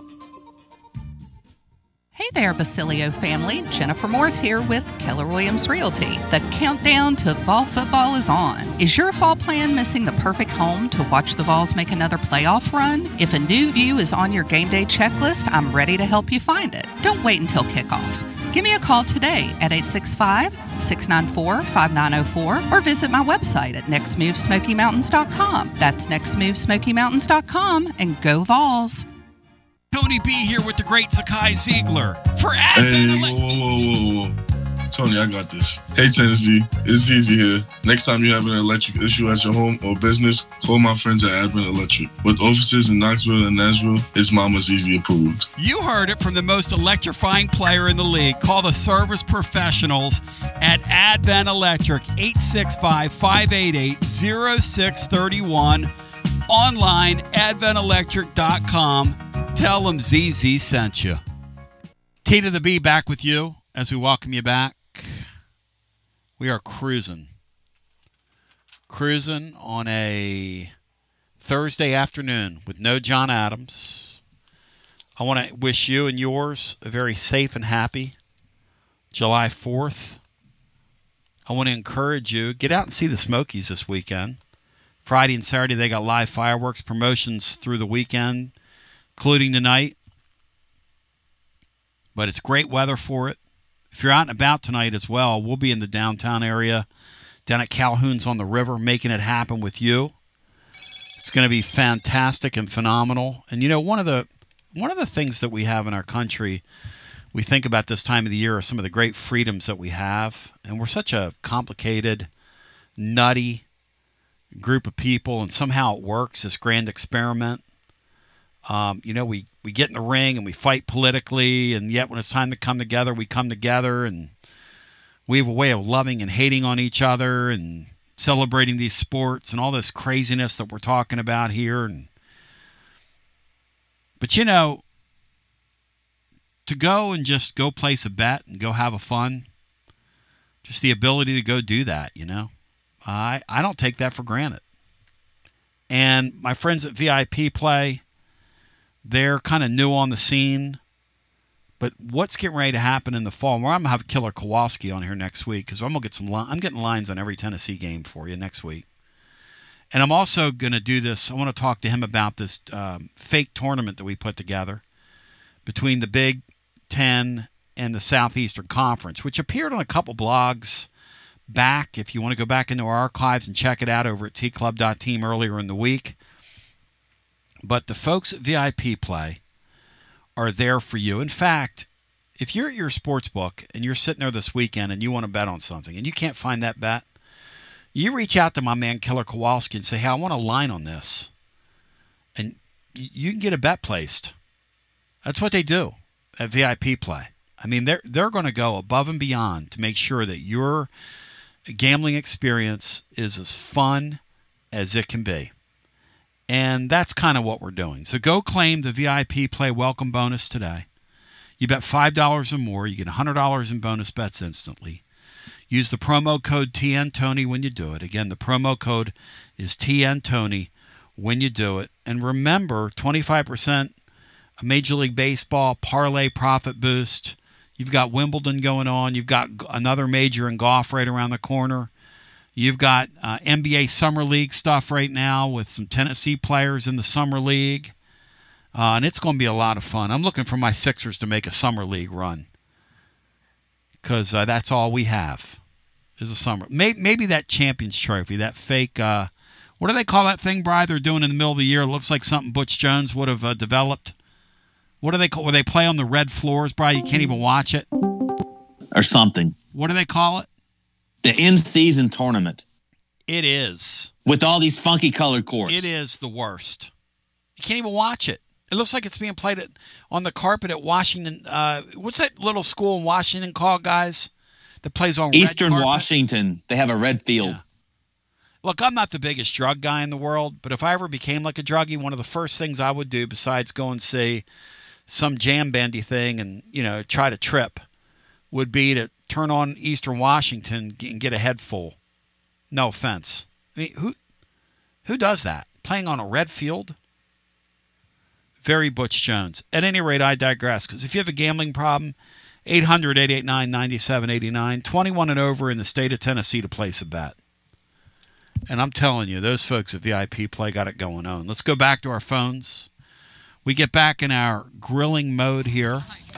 I'm such a simpleton. Oh, there you go. I see you over there.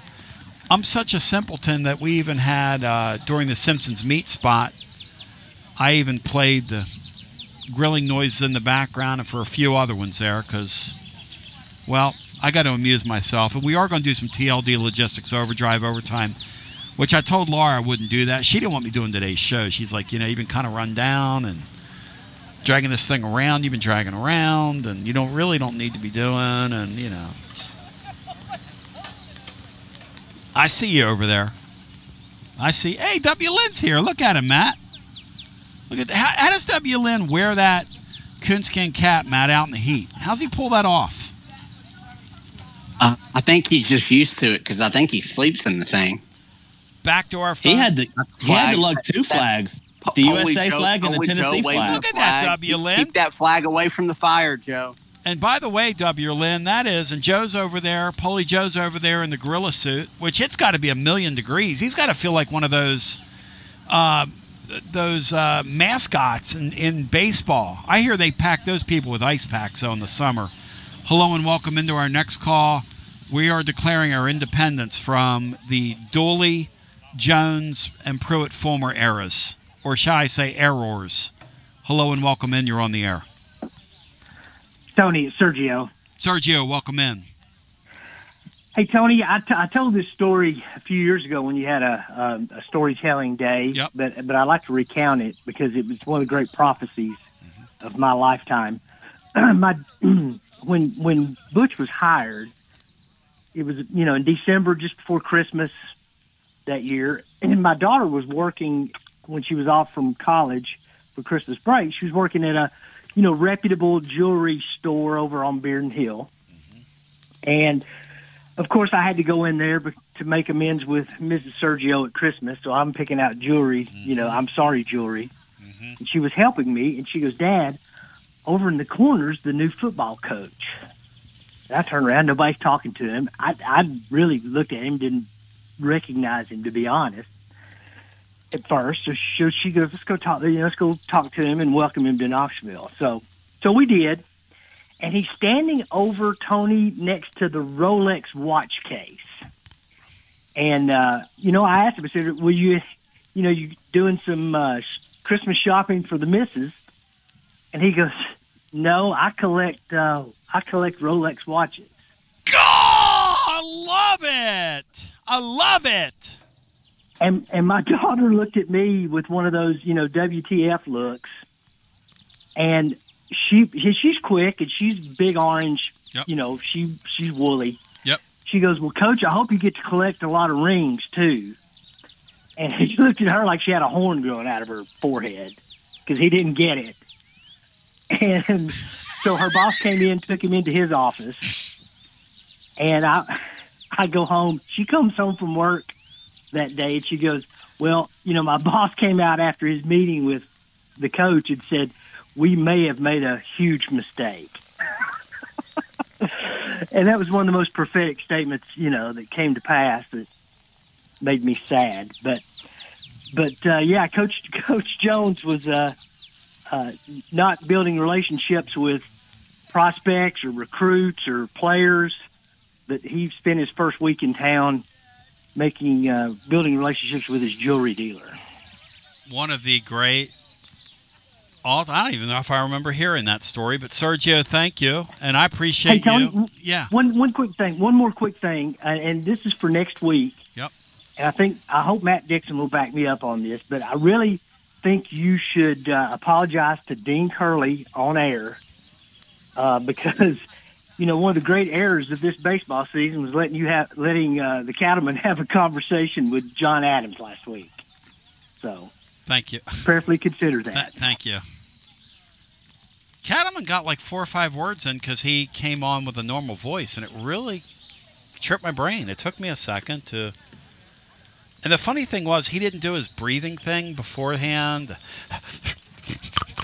I didn't know it was him, and I'm just kind of like off my game. And do you like, Matt, how he worked Dean Curley into that? Yes, that was a very veteran caller move on the way out. At our barbecue, that was very, very slick. At our barbecue here, anything is going and has gone for the most part. Hello and welcome into the next call on your TLD Logistics phone lines. A TLD Logistics Overdrive Overtime Extravaganza for the Ages is on the way next. You're on the air. Hi. Hey, thanks for inviting me for the cookout. Thank you. Great to have you here. And, you know, I look down right now, and we've got burgers back on the grill. What can I give you on a burger? What would you like on your burger, my friend?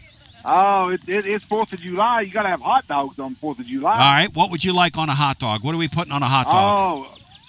Oh, mayonnaise, chili, and coleslaw. Wow! Go for it, man. Oh, yeah. You got to have them loaded. Hey, Bri, do you put mayonnaise on a hot dog? That does not sound inviting to me. I don't put mayonnaise on anything, but I'll be Brian. sure and bring some extra mayonnaise so anybody who wants to do that can. Well, Golly, I love me what's some wrong with you mayonnaise. all, like? We when I was growing up, we Yep. eat mayonnaise on saltine crackers as a snack. Yep. Hey, the 70s into the early 80s were a really, really healthy time in our country. Everything you ate had a stick of butter in it. It was unbelievable, Andy. It did. It did, and I can't tell you the times I've eaten a can of potted meat when I was growing up. Yep. And let me tell you something. We don't even want to talk about what's in there. Hey, and when McDonald's back in the day used to fry their fries in animal fat, it was unbelievable, Andy. Yeah, beef tallow. Oh, it was unbelievable, Andy. You could smell that for miles away. Their apple turnovers were delicious, though. And when your nose was my size back then. Well, I don't really have an interaction with a coach. Yep. I'd like to bring up something that Bring me happened. something up. Yep. That was a foreshadowing of us going off the cliff. Yep.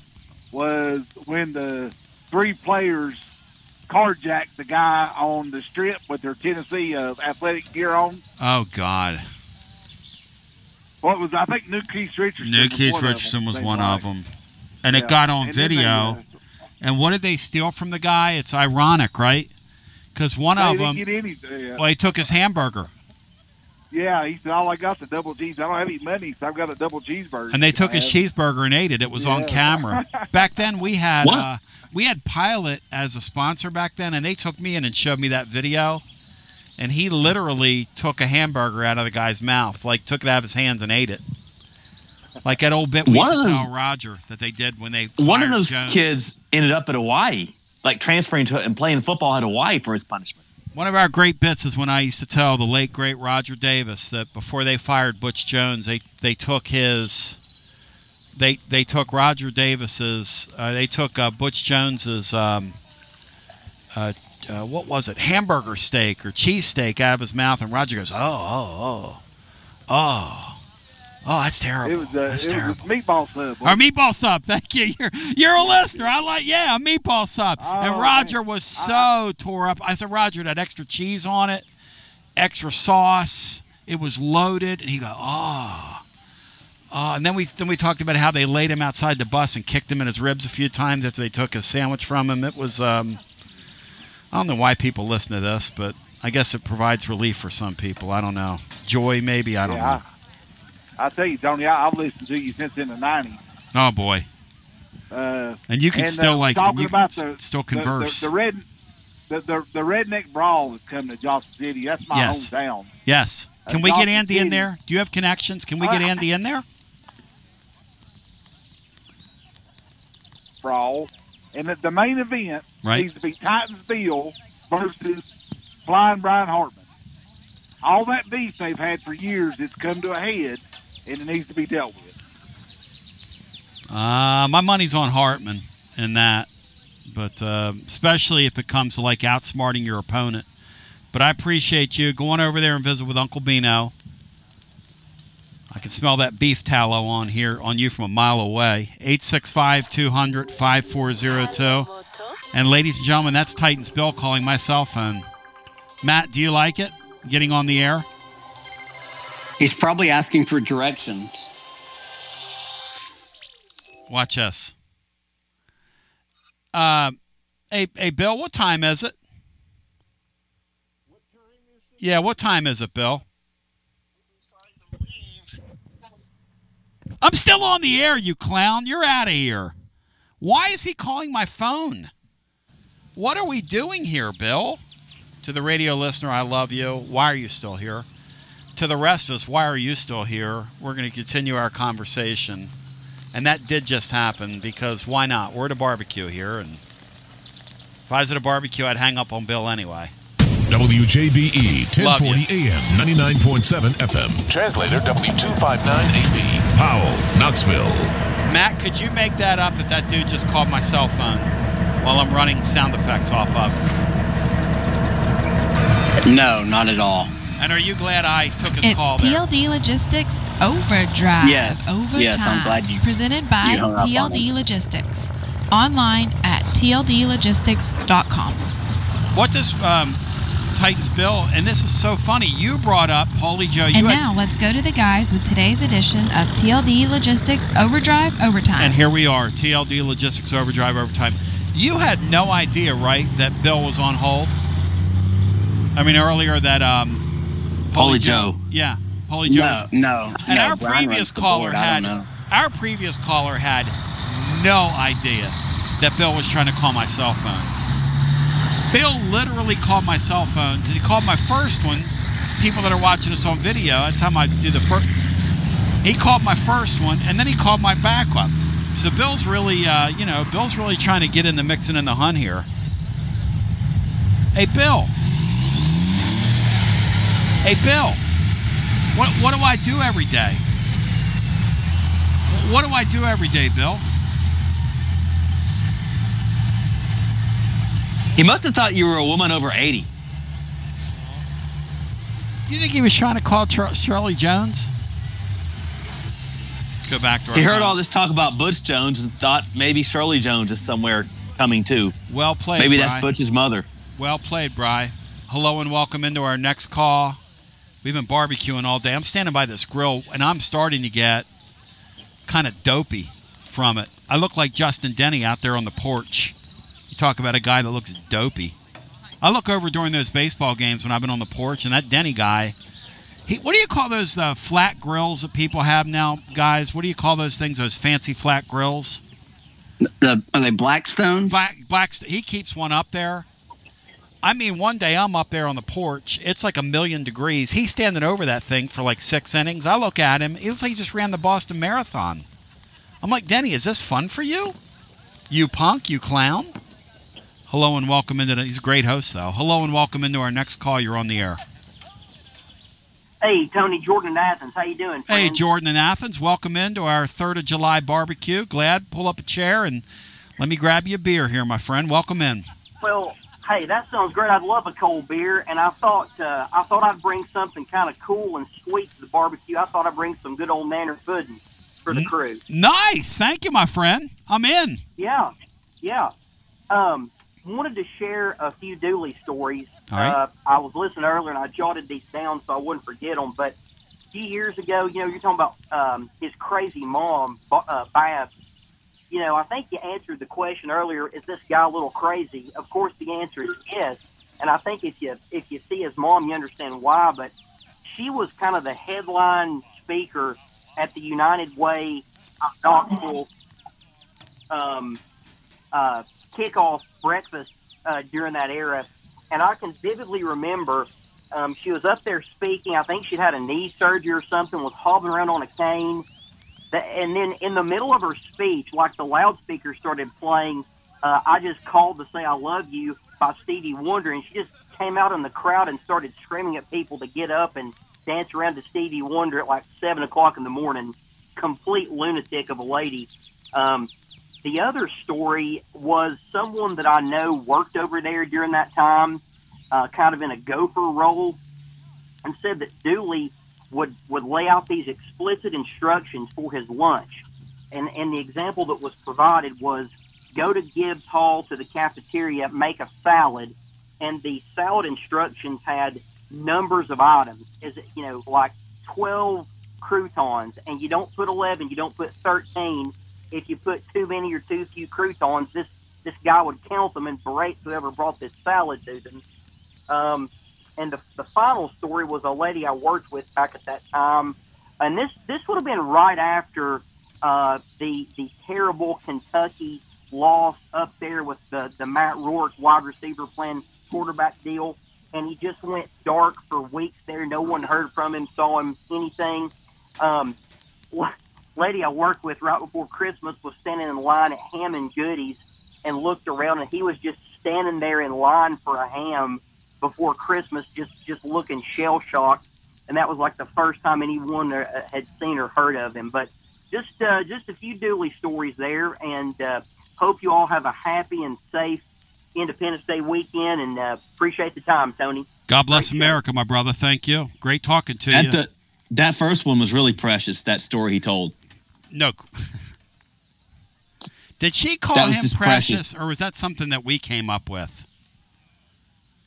No, I think she actually called him precious on the air to multiple outlets.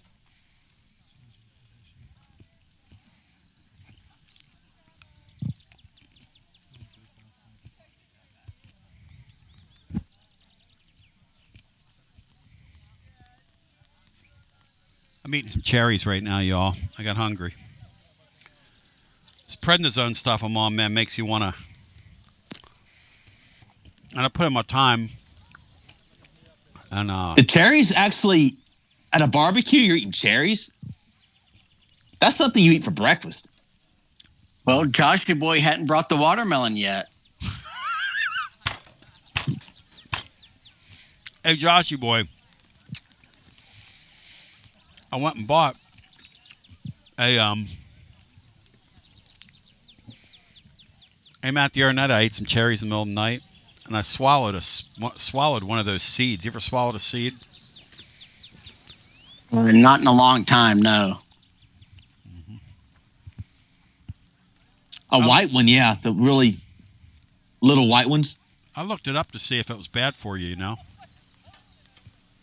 I wouldn't want to swallow the big ones, the big black ones. Yeah, I got the big black one. I was it kind of got caught in my throat for half a second. I started to get kind of angsty, as the kids like to say.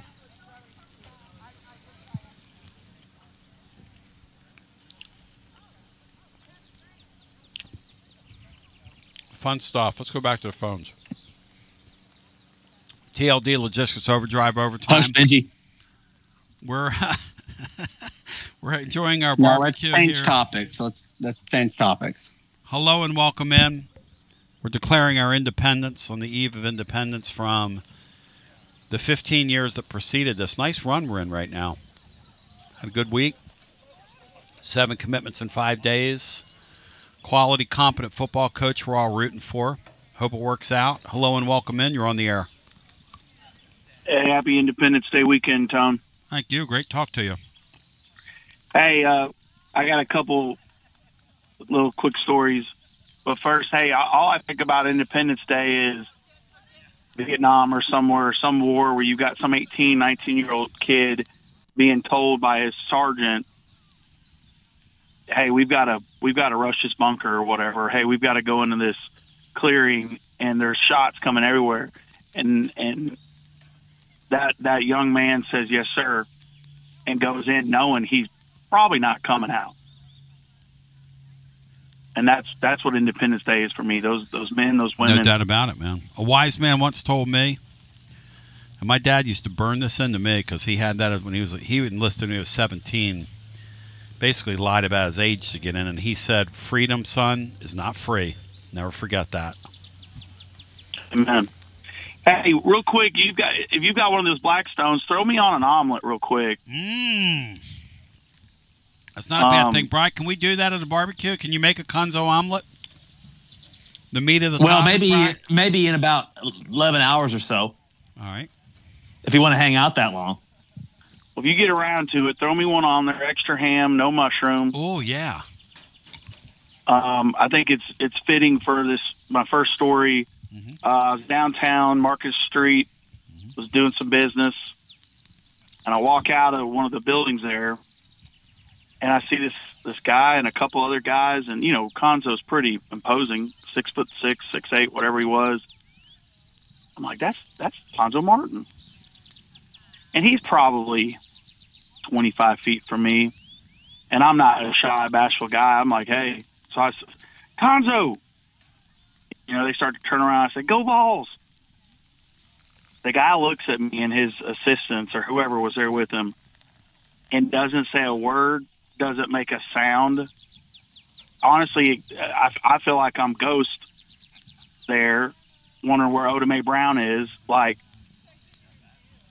just totally doesn't even acknowledge anything. And I kind of turn around like, am I dreaming that he's there? And then he turns around and walks away. Like the most random thing I've ever seen. That's worse than Butch. I believe that. But here's the thing about Conzo, you understand? That was kind of him. He was the sweetest guy in the whole wide world, but he did not need to be in a place where people wanted to be with you, touch you, be around you. Now, he would do anything for anybody. I'm telling you. I knew that guy.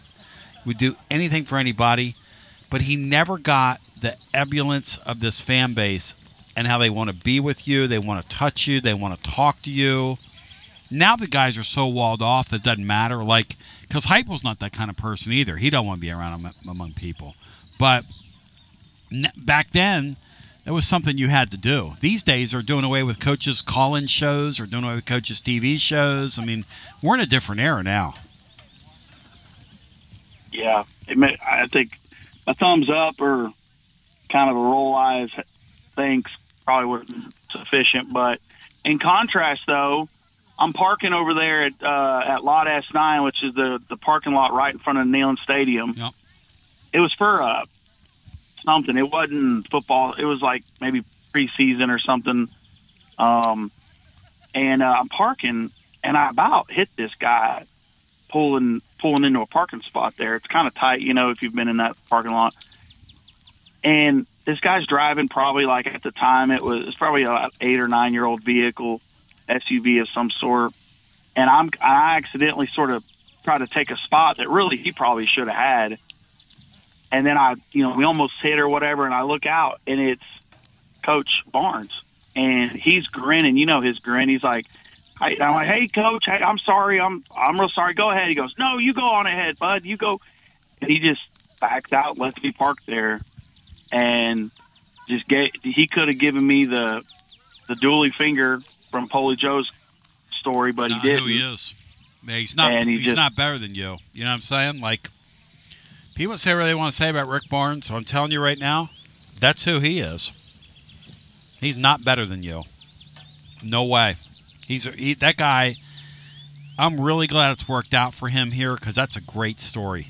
It really is. It's a great story, and I don't care if he gets to a Final Four or not. That dude is a stone cold winner. And he won't go down as the best coach in school history here.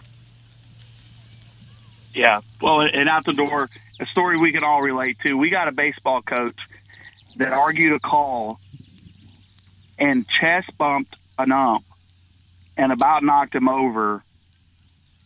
And how good is Vitale? Go Vols. Thank you, brother. Good talking to you. Let's go back to our phones. And we'll get our next. Tony Vols is so good, he even gets in the. Somebody got to tell Tony Vols' story even today. Let's get our next call in. Did he ghost your invite to the barbecue? I haven't seen him around. He's probably out cruiting, isn't he? Well, what we've decided to do, hey, be safe, buddy. What we love you too, man. What we in lieu of Tony Vols, we do have a Tony Vols growth chart. Matt, what's wrong with me? What is? Let's get our next call in. Hello and welcome. You're on the air. Hey, Tony, Seattle out here. How you doing? Hey, Seattle. Welcome in, my man. Great to have you at our barbecue. What do we do in Seattle? Yeah. What kind of flair do they put on a barbecue? Well, if you're visiting, you're going to have salmon. But if you live here, you're going to have a burger. Ooh. So that's we have salmon almost every day. So do you ever get tired of it? To have some beef. Do you ever get tired of salmon? Yeah, I do. I'm having smoked salmon. I'm having smoked salmon for lunch. I'm trying to get my swelling down in my body, so I'm trying to eat all these omega foods, and just trying to do good things here, man. But yeah, I'm looking forward to it. What we don't have here is lobster. We got crab coming out our ears and salmon and every other kind of seafood. But I cannot get a decent lobster, so I missed that on it. That's pretty interesting, man. I tell you what, it's come to me during the course of this show that we are looking at, in many ways, the coaching tree of Philip Fulmer. People say he does not have a coaching tree. He does. You look at those final Fulmer days when he was kind of detached from the program, he felt like he was kind of like a spectator just with the rest of us. And he stayed too long. We didn't have a plan, and we ended up with those 3 numbskulls. I think that's his tree. And Skull Can or Sling Blade, or whatever that was his direct hire. So thanks, Coach. Appreciate that. That really is an interesting point. Like when you let a guy get too ripe on a vine and you see it coming, you almost either prune your tree or you take your medicine. That's a pretty good point you bring up. It's interesting, Fulmer, isn't it, Matt? Because he really did slip. No, you go ahead and finish your thought. I'm sorry. Yeah, Fulmer would. His coaching shows towards the latter days, he would come on and express amazement with what was happening on the field. And I remember thinking, but you're the coach. That's your job, Fulmer. You can't be amazed by that. You have to fix that. And I just think he got so detached and the program got so aimless that we ended up with those guys. And I'm sorry for interrupting. No, I just think with those guys, look, you're at a place 10 years, it's time to get gone. You're at a place 15 years, you're there too long. You've and at some point, everybody's heard your rubber chicken speech. How many of these guys, especially football coaches, can stay in one place for 15 years? Nick Saban knew it was time to get out. Nick Saban knew it was time to get out. And if he knows it's time to get out, it's time to get out. I'll just give you a moment, then I'll get off so other people can jump in here. I knew it was over in one moment, and it actually led me to this show, which is a call for another time. But it was one of my worst moments as a dad. I'm sitting there watching the Georgia Tech game, and my son is 10 years old, and I look at the screen, and I saw the trash can. Oh, boy. And the F word came out of my mouth. I'm like, what the blank is that? And my son looks at me because I never really cursed around him. And so he learned a new word that day. And that's when I knew it was over. It was just over. There's no way. You recover from that. It didn't make any sense. It was stupid. And I knew Butch was done at that point. And I tell you what, I knew Skull Can was done. If you look back, there is a defensive formation we went into against Georgia State that I've actually saved a picture of. It was like 9 guys on the left side of the center and 2 guys out in space on the right side. And I had a bad feeling about the Pruitt days at that point. That was early on in his career. So we've had some keepers, I'm telling you. The Scully day where he was, he looked like he was a medicated zombie the day they lost to Georgia. Was it Georgia State, guys? It was Georgia State, and their program had existed like 4 years. I remember after that game, they were a 27-point favorite at home. Asking how many drugs he was on that day because he didn't kick a clipboard. We were supposed to get this guy that was like real emotional, and he literally looked like he was out there like medicated. I don't even know what you'd call that. And his team played like they were beyond the funk. One thing you said with this current guy, his kids never play like that. This current guy, he's not perfect. His kids never look like they're out there and they don't care that they're out there. I've never gotten that from this guy's team from the first moment. Go ahead, Bri. I knew that the skew can was done the second they hired him and the second he got up there and spoke for the first time at his introductory press conference. I knew he wasn't going to make it. Matt, refresh my memory. The year that we had the championship trash can, lunch break, Luke, was that the same year as the Champions of Life lunch break, Luke? That was a year later. That was the year later. That was Butch's final year, 2017, that trash can against Georgia Tech when they ran for like 450 yards and somehow lost the game. So they had given up the Champions of Life trophy and he had the trash can on the sideline. He brought the trash can out. Okay, so he needed a new gimmick. Which really they should have just picked Butch up and thrown him in the trash can. And then who was the program that had the homicide belt that we called the homicide belt? There was somebody who had a turnover chainsaw. I mean, on the sideline. We get a little politically incorrect on here, but one of those programs had like a homicide backpack. Yeah, Hamas backpack. That was Florida State. Willie Taggart. Willie Taggart. Let's do that. Let's do the backpack. That's a real good look with what they're being used for. I mean, what are we doing? Let's go back to the phones, get our next call in on our July 3rd barbecue. Hi, you're on the air. Hey guys, this is DR Ball. Before I get started with interactions, Tony, what was it that you used to get Roger so upset about? With he would say, "I'm not going to say it." Was it about Hugh Freeze or that Skull Can needed to go? No, it wasn't. We liked how he used to say her fuse. He called Hugh Freeze her fuse, and we used to get him to say that. But what was it? No, you know what it was? It was him saying, like, I would try to get him to say we're going to, like, lose to Oregon or lose at Oklahoma, and then we would tear the paper on him. I would tell him that's what's going to happen, to the team, and then we would rip paper and crumple paper, and he would just laugh and giggle at that. I miss him so much, man. I think about him all the time. Such a great caller. And I remember you would try to get him to say Pruitt needed to be fired. Yes. I'm not going to say it, Tony. Not going to say it, Tony. No. I go, Roger, we're done with him, right? You done with him? I remember one year, Paulie Joe tried to get him to bring his Butch Jones football down to Calhoun so he could throw it in the river. And no, Joe, no, Joe, no, Joe, no, Joe, no, Joe. He gets so upset about it. Good times, good times. Now, Yes, this sir. is not an interaction I've had, but this is a story I was told today by a guy that played for Majors. And actually, he became friends with my dad because they met on a cruise in Alaska a few weeks ago. But he was talking about Butch Jones, about how personal he was with players or former players. And in the same sentence, he said that he started making people have photo IDs. And one of them was Peyton Manning. He wouldn't let Peyton Manning come to the practice field without a photo ID. Like no one knew who he was.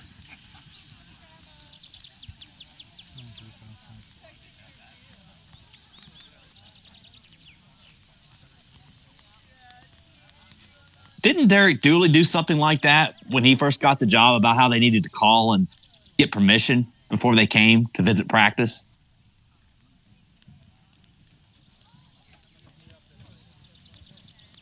Yeah, he did. That was just stupid. And then he did a press conference about it. I mean, Peyton needed a photo ID. Yes, that's what this guy told me. I'll message you. I who the love player stuff like was, that. Matt, I'm there. for that. I'm for things like that. I just want to believe things like that happen. Because that's how you win, man. You take your Michael Jordan and you alienate him from your program. And speaking of that, and this guy's not as well known a player as Peyton Manning, obviously. Yeah. But he was telling me nowadays, like former players, they have to get in the lottery just to get tickets. Like, It's a totally different deal. Danny has It's a joke. Danny's turned that thing into the most corporate of corporate. It's a corporation now, man. That is absolutely ridiculous. It is what it is. Tony, this is my first interaction with you. You remember this because you told me before, but Circle Park, my drunk friend kept falling into you and acting like you were Gandhi or the second coming of Christ. Do you remember that? I've never seen somebody so awkward taking compliments as you were.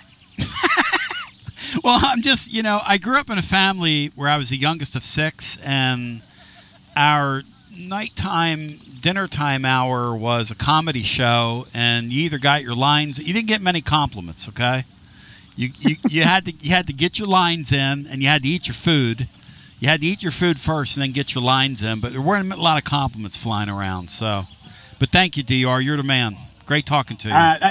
Hey, Tony, can I give one more interaction? It's a heartwarming interaction. Please. I'll hop off here. Okay, so I mentioned Peyton Manning. I've talked about my brother in the past. He died when he was 20. The day before he died, they dedicated the Bama-Tennessee game to him, and Peyton Manning actually called my phone. It was a restricted number. And I told Peyton, I was like, my brother Jay, I don't know if he can hear you or what, but he'd be so excited. You're a hero of his. And I'll never forget this, Tony. Peyton said to me, he's like, I'm no hero. I played football. Your brother is more of a hero than I am. And my brother would pass away the next day, and about 2 weeks later in the mail, we got a sympathy card written from Peyton Manning. Oh, wow. He's a great human being. God, it's amazing. Thank you for sharing. That's great to hear something like that. Hello and welcome in, and great happy 4th to you, my friend. Thank you for Tony. sharing that. Hi, welcome in. You're on the air. Hey, you got any potato salad? Oh, yeah, my friend. Got a whole heap and helping of it. Oh, man, dollop some of that on my plate, give me a Busch Light, and we're good to go. All right, my brother. Well, hey, I got 3 things, okay? The first one is, what's the timeline for the interaction when Butch Jones said, don't listen to Tony Basilio, when he said that to the players? It was after Matt, do you remember that? Because somebody on the team had told us that. They said there's this clown, and that's when we started getting a lot more information from people. That's when we got that Helm story, that the father who ended up coming on, and the way Butch just destroyed that kid in front of the team. Yeah. What that was my that? second thing. Okay, go ahead, yeah. Well, you were talking about how did Dooley not have any black eyes? How did Butch not have any black eyes? I'd have beaten the hell out of him if I was. He was a tight end, right? Yes. If I was that tight end and I'm sitting in a team meeting. Yes. So was that 80, 90, 100-something kids? Yes. And that's auditorium seating, right? Theater Correct. seating almost. Theater seating. Sitting in the middle. And the coach calls me out and tells me to write, hey, I am a pussy. I'm a pussy. Yeah. So write it down 100 times on a piece of paper. His father told us a story. People did not believe me. And the week that whole thing came down with Jones, he called me on the air and thanked me. And I didn't know the guy knew who we were. He said, you wrote that in your blog. You're the only person. I said, well, I'm not afraid of the truth, never have been. And this is how this guy lost his football team. So there is that. I mean, I would have closed up my clipboard. I'd have beaten the hell out of and him. I would have walked down there and I would have shined it. I would have polished it up all nice and neat. Yep. I would have turned that sumbitch sideways and stuck it straight up his candy ass. You know what I'm saying? Shout out. Who does that? Who does the car? Who does the Joshy Boy? Shout out Joshy Boy. Yes. Yeah, the people's champ. Yep. I mean, players would have had to have pulled me off of him. I wouldn't care. There's a time and a place for everything, man. Matt, was that guy's name Daniel Helm, or am I imagining that? Yeah. He wound up transferring to Duke and playing for Cutcliffe. Yeah, I think he made the NFL for a while as well. Yeah, he was good for him. A really highly ranked recruit. But yeah, that was. I think the Butch Jones stuff about him telling people about you was either late in 2016 or sometime during 2017 when everything just started unraveling. But he said it in a team meeting. He said there's an energy vampire out there writing things about us, writing things about me. His name is Tony Basilio, and you do not need to read his stuff. And we started getting more information out of his program like you just couldn't believe. It was like being in the middle of the room. That is next level. It's crazy. I mean, what coach does that? I would never. If I were doing that, I would never acknowledge me to guys on my team. That's the last thing you want to do. It makes you wonder if he was sitting in his room in the middle of the night going back and listening to the... you know a guy like that was. You know he was. Well, hey, when you major in the minors and don't major in the majors and you got a job like that, you're not going to last. That's the moral of the story with all these guys. 100%. Hey, the last thing I've got, we'll end on a positive note. I'm 34 years old. I have 4 sons, all under the age of 5. Wow. And they absolutely adore Tennessee football, Tennessee baseball, and Tennessee basketball. And my son graduated pre-K. I don't know why we have a graduation for that, but we do. And they ask him what he wants to be when he grows up. And he he goes up to the microphone and he says, I want to be a Tennessee football player. And of course, me being the emotional type, I got a tear in my eye. But then I started to think for a second, what an awesome time it is to raise my sons in a period of where all of our sports teams are rocket fire. Because I didn't have that. I grew up in the 90s. We had football, but basketball and baseball were cheeks. You're going to have with your kids, you pour that time into them, you're going to have a ton of great memories with them. A ton of great, whether it's taking them to things or whether it's watching it on television, whatever you're doing, man, you're going to have a ton of great time with them. Thank you, my brother. Well, I appreciate that, Tony. Yeah. Thanks, brother. My best to you. Yep, just takes the time. Being a dad's just about taking the time. Hey, Matt and Bri, we got to go, man. We got folks that want to call. I got to get off because I got to get some rest here. We're playing tonight out in the heat, and I'll be at Calhoun's on the river. Listen, it was a lot of fun today. We might do this again. Might get John Adams in here, throw another couple steaks on the grill, and go for it. Matt, Brian, any final thoughts here on the way out? It was really a fun show today. Well, just have a safe 4th and be careful what you mix together. Yeah, I'm not complaining on concocting any bombs like I was. Somebody emailed me and said, "Did you really do that as a kid?" And yeah, we used to cut buckshot up and throw it in coffee cans and get rocket fuse and light it and play around with PVC pipe and tennis ball cannons and all that stuff. Dixon, any final thoughts here on the way out? And you've eaten today, Matt, which when we've had you on the porch for baseball games, you don't eat, but you got a hearty appetite, man. Yeah, well, that was because Will Heflin was pitching that day for Tennessee against Liberty. But no, really fun show. Always good when we can kind of have a non-serious show, but still have a lot of great interactions and a lot of entertainment. So I was disappointed yesterday to see that our guy Sonny DeShare is retiring from baseball. Man, that stinks. So kind of like Barry Sanders, a Hall of Fame career that kind of goes out in his prime. But that was disappointing. The only real negative that been this week. So thank you, Matt. The thing about Sonny D is that you can say the man got everything out of his ability, Matt, and the man might get into like the fitness craze.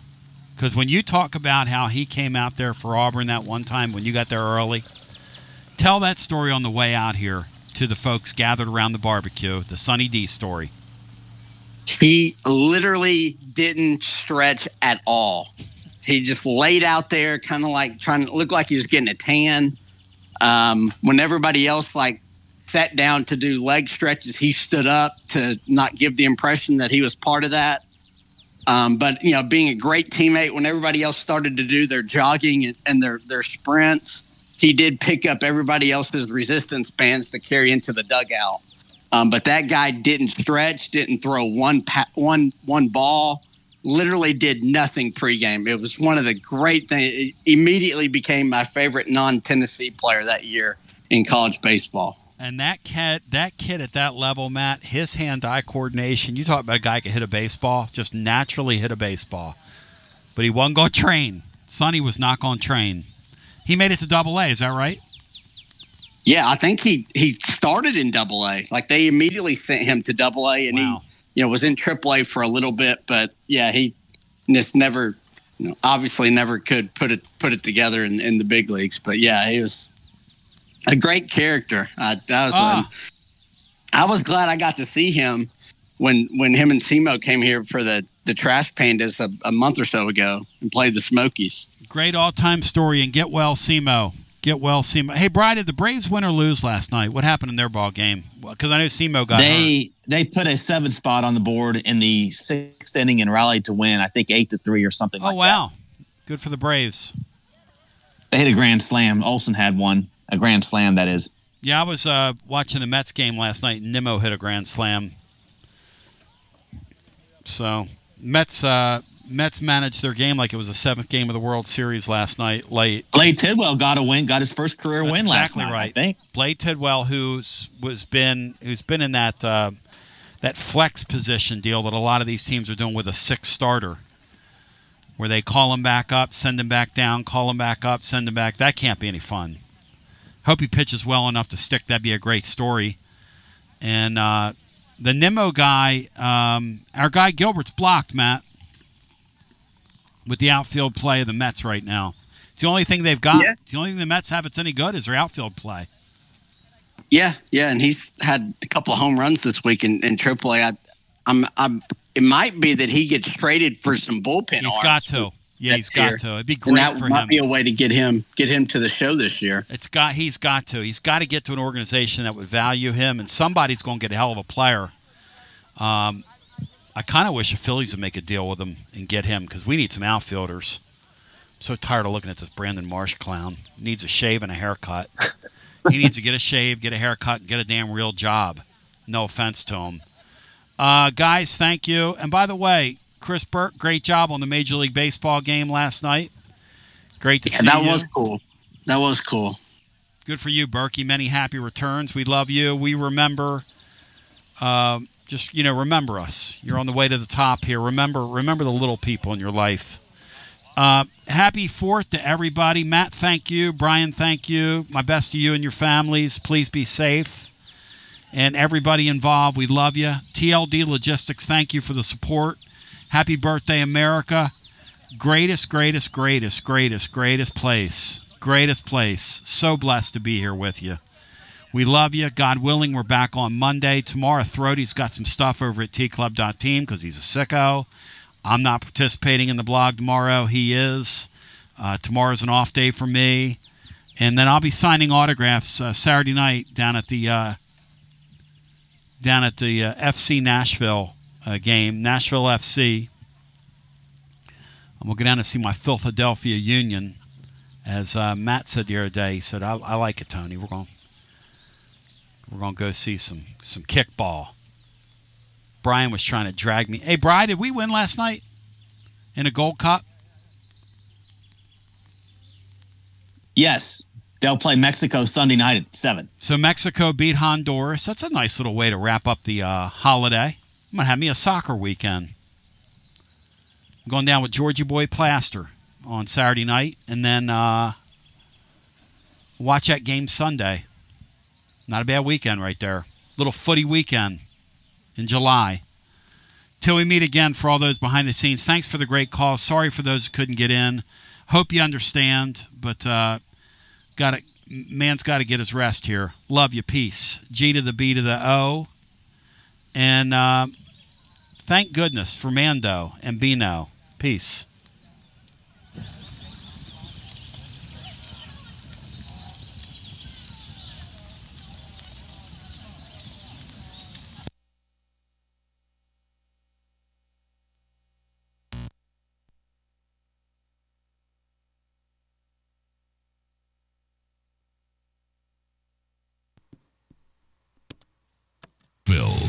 Ladies and germs, boys and girls, children of all ages, gather around the campfire, shall we?